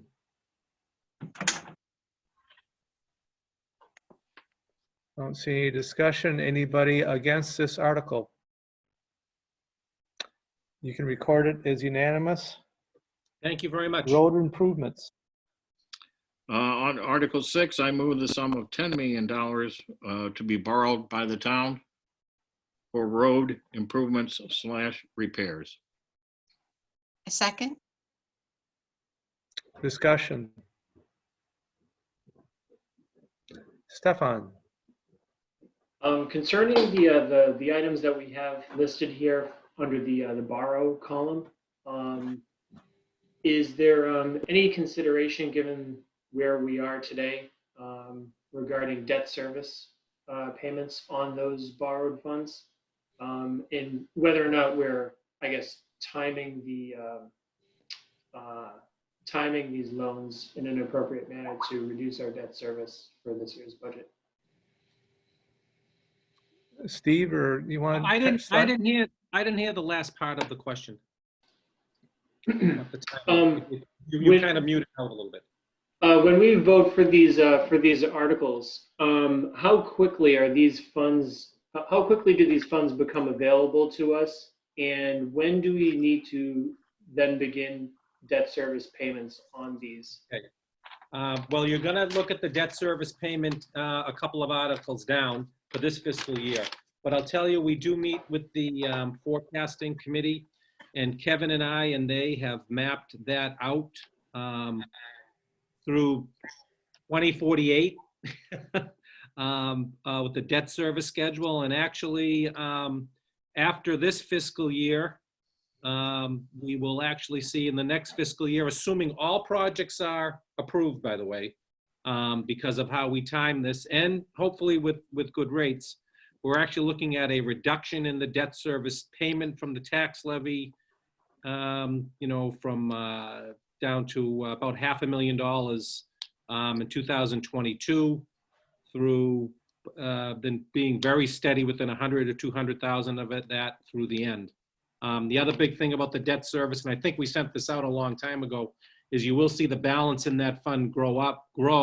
And if we didn't put any other items in it, boy, we'd be up to, let's see, and we kept the funding the same in 2040, about $10–11 million in there. I don't know if Kevin wants to jump in and add anything. No, you got it right, Steve. It's good. Okay, you're good, Stefan? Yeah, just one quick question. Are we able to re-vector that debt service fund or any any surplus debt service funds to other accounts in the budget? We, I thought it was dedicated to just capital Yeah. projects. yeah, I think what we would do is that if we had a balance in it, so let's say in 3 or 4 years, we have a balance of $1 million after everything is paid. We may say for a cash flow purpose for that year, we could cut the expenditure or the funding of that account by $1 million and then use some of the available balance. So in a way, yes, but we couldn't move item money out of that account to something else, I don't believe. I'd have to look into that. Our problem over the years hasn't been that it's grown too large, it's that we've stuffed other projects in there and kept our payments the same.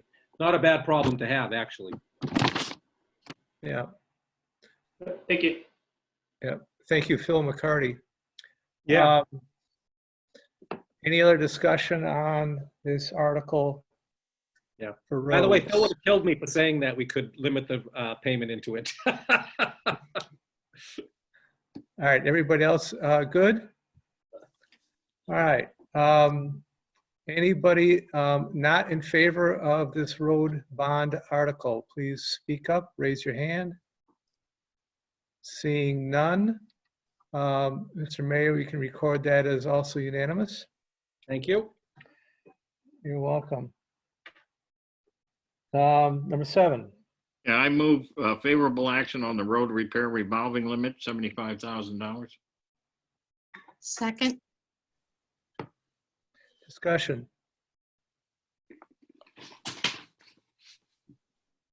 Seeing none. Anybody voting against this change or the establishment of the 75,000 limit, speak up. Seeing none, record this as unanimous, Mr. Mayo. Yep, I get it. So number 8, to be determined. What are we looking for here, Mr. Gill? That's the one, I think we spoke at last meeting. Joe was going to come back with the number before town meeting because we didn't know what the cost was going to be for the Greenwood roof. And it's, Okay. that is correct, Dan. The most recent estimate I had was back in March, and for the total project, and that includes money we get back from the state, it came to $1,675,490 with the maximum amount for the facilities grant from the MSBA of $677,556. We, as I indicated last week, we've had a significant interest in the project. It's going to, by tomorrow, the sub bids will be filed, and on next Friday, the general bids will be filed. The Permanent Building Committee will meet on June 2nd and award the bids subject to the town meeting voting. And at that time, we'll have a real actual number rather than just an estimate. So at this point, should we vote an estimate, or should we just wait until Joe's got the real number and have a meeting before town meeting? Why don't we just vote a not to exceed number and then amend it later? Does that work for you, Joe? Oh, does it? No, I don't. Either way is fine by me. I don't care. Whatever. Steve, what do you think? I think the not to exceed number is fine. Okay. Then I'll move on. Article number 8 for $1,600,000 that is not to exceed $1,675,490 for the project. second, Thank you. Anybody not in favor of the motion? You can record that one as unanimous. Mr. Mayo. Thank you. Salem Street Jail, drainage. I move the sum of $500,000 to be borrowed from the town by the town for the purposes of Article 9. second, Discussion.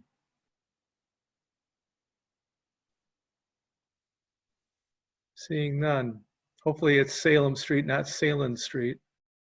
Oh, Salem. Oh, um, picky. I'll go with Salem. All right, anybody against it, please speak up or raise your hand. You can record that as unanimous. Number 10. For the debt service fund, I move the sum of $4,664,796 from tax levy. I second that motion. Any discussion? All those who are not in favor, raise your hand or speak up.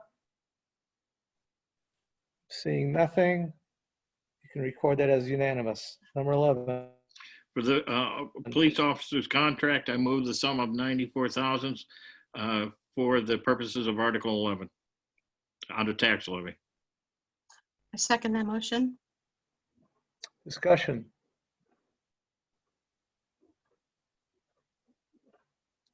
Seeing none. Anybody against that article?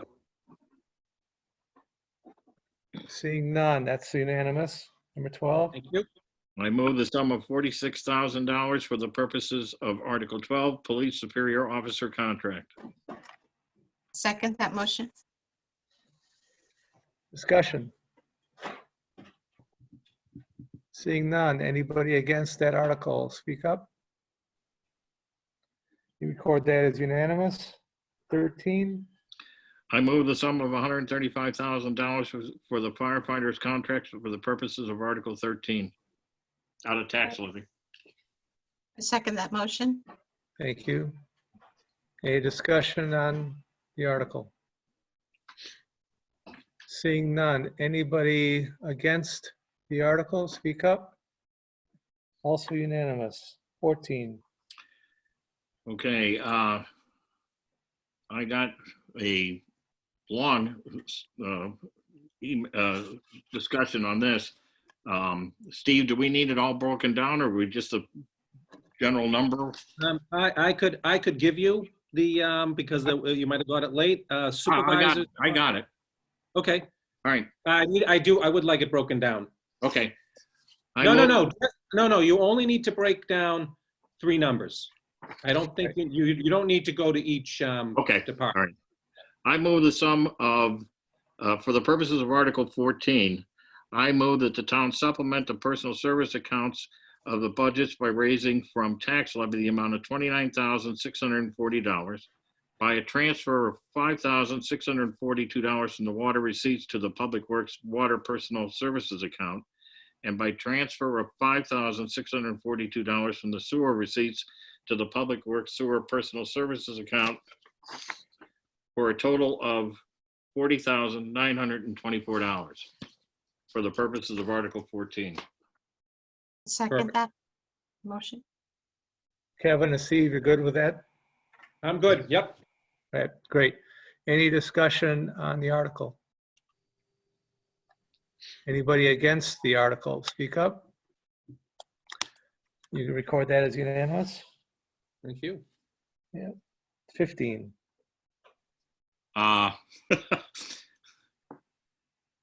move the sum of $200,000 from free cash.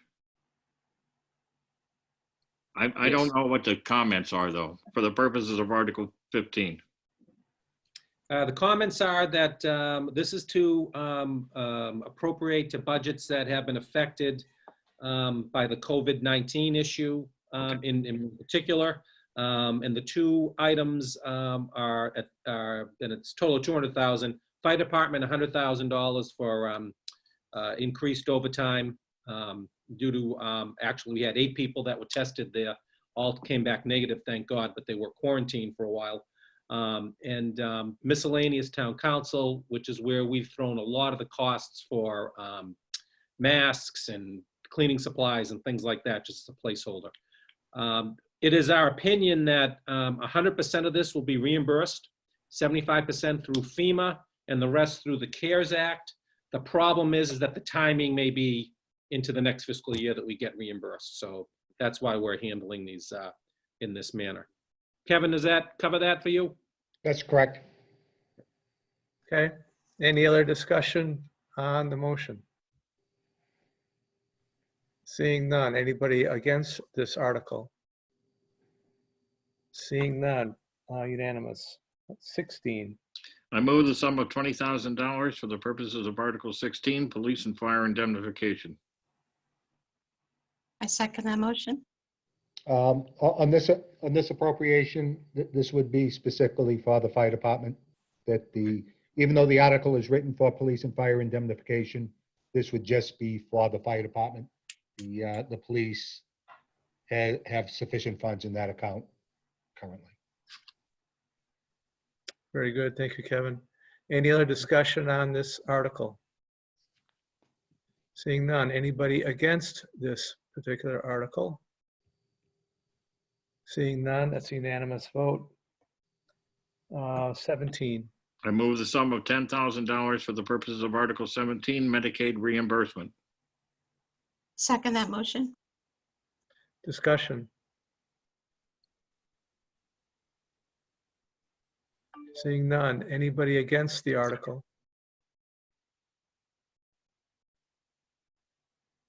Seeing none. You can record that as unanimous. 18. I move the sum of $2,100,000 for the purposes of Article 18, trash collection from tax levy. Second that motion. Thank you. Any discussion on that article? Seeing none. Anybody against it? Seeing none. You can record that unanimous. Walton Lane betterment. I move the sum of $91,000 to be borrowed by the town for the purposes of Article 19 for the Walton Lane betterment. Second that motion. Discussion.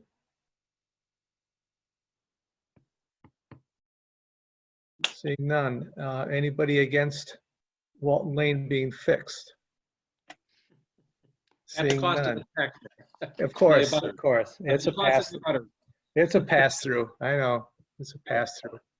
You can record that as unanimous. Oh my God, looks $1 here.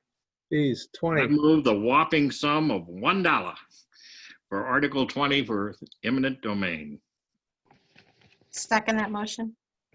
Thank you. Assuming there's no discussion, nobody's against spending $1, which we won't spend. You can record that as unanimous. Let's see. You've got, 28? Do we do 28, Steve, for IP? No, you don't.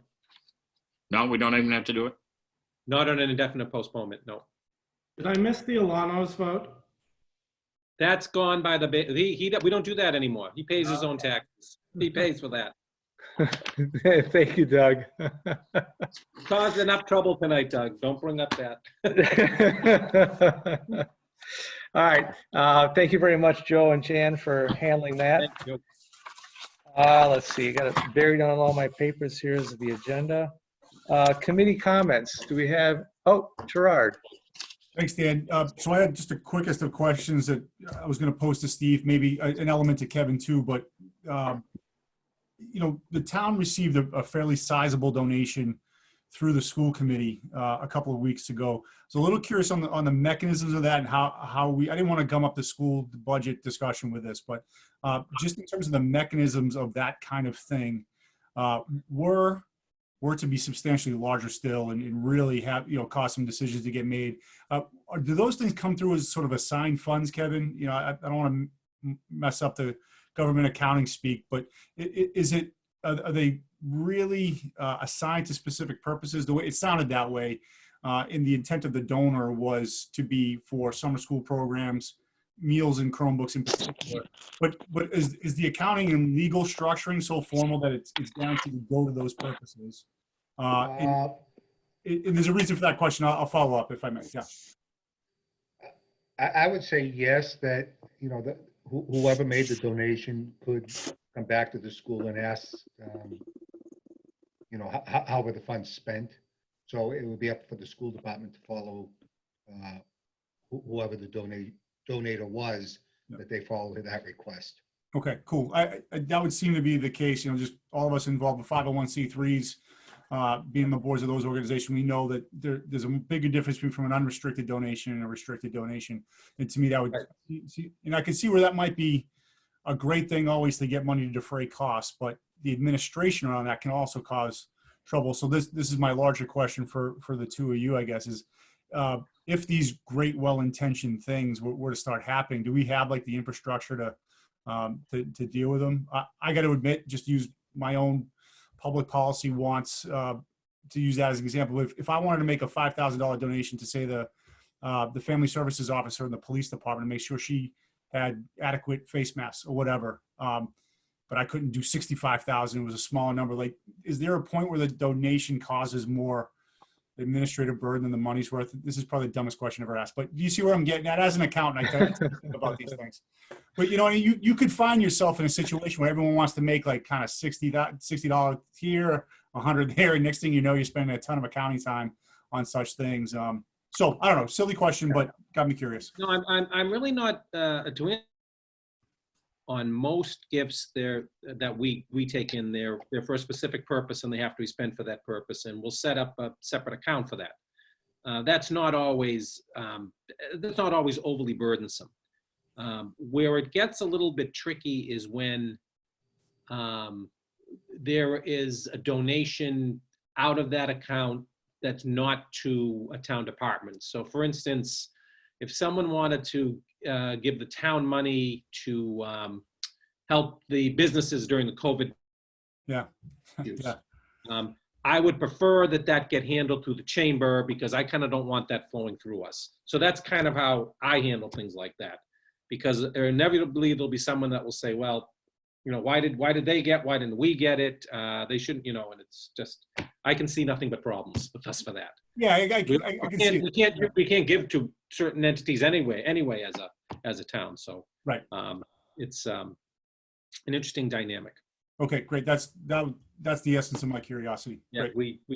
we try to put it another way, Yeah. Thanks. All right. Anything else on the committee comments? So I think at this point, I'm assuming, Steve, you have nothing new to add from the state other than we saw what's going on with Monday. Yeah. I'll add a couple of new things. I have conference calls with our delegation every week, or 1 week, one every other week. Latest I've heard from Senator Lewis is that it is his opinion that the state will not adopt the budget by July 1st. Surprise, surprise. He is still hopeful that they will adopt a local aid resolution in the two key accounts, being Chapter 70 and unrestricted local aid. There is still a little bit of discrepancy regarding the CARES Act funding. We're still looking to, and the state is still looking to use that to plug the revenue gap. And there's negotiations going on, I guess, with the federal government on that issue as well. We haven't heard back in. And only other thing that I'll point out is that in discussions with our town moderator, who thinks he wields unparalleled power, there is some thought that town meeting will be moved to Saturday, June 20th, for a lot of reasons, because of the social distancing, and have a one-shot Saturday deal and finish up in one day. So stay tuned on that. Well, I'll know by by Thursday of next week. And it would still be at the potentially Landergan Field? Potentially Landergan, potentially in the field house. There is an exception of having more than 10 people gathering for the legislative body of a municipality. We feel we could we could socially distance in the field house. There's a lot of different dynamics with that, and we wouldn't have to worry about the weather. And the last thing I'll need, Mr. Chairman, is your forward for the recommendation book as we get that ready. Friendly reminder. Yeah, that's gonna be a challenge. Thanks. Yeah. So I need to adjust that PowerPoint dog and pony show that I sent out as a draft. Thank you, Jim and Pete, for your comments. I'm gonna try to incorporate your thoughts there, see if I can come up with something a little bit better. Appreciate that. Anybody else has any comments on how we're going to present this, let me know. in terms of if it's the 20th of June, might we be able to wrap up the any reserve fund transfers at the same time that we do the Greenwood School roof and have one meeting to kill two birds with one stone? Mr. Gill, Mr. Mayo? Kevin? Do we have to meet now on the Greenwood School roof, or are we using what was voted on tonight? Oh, well, that's true. We could just run with that. Okay, that's true, we could. But we will have to meet on reserve fund transfers, right? Correct. Yes. Okay.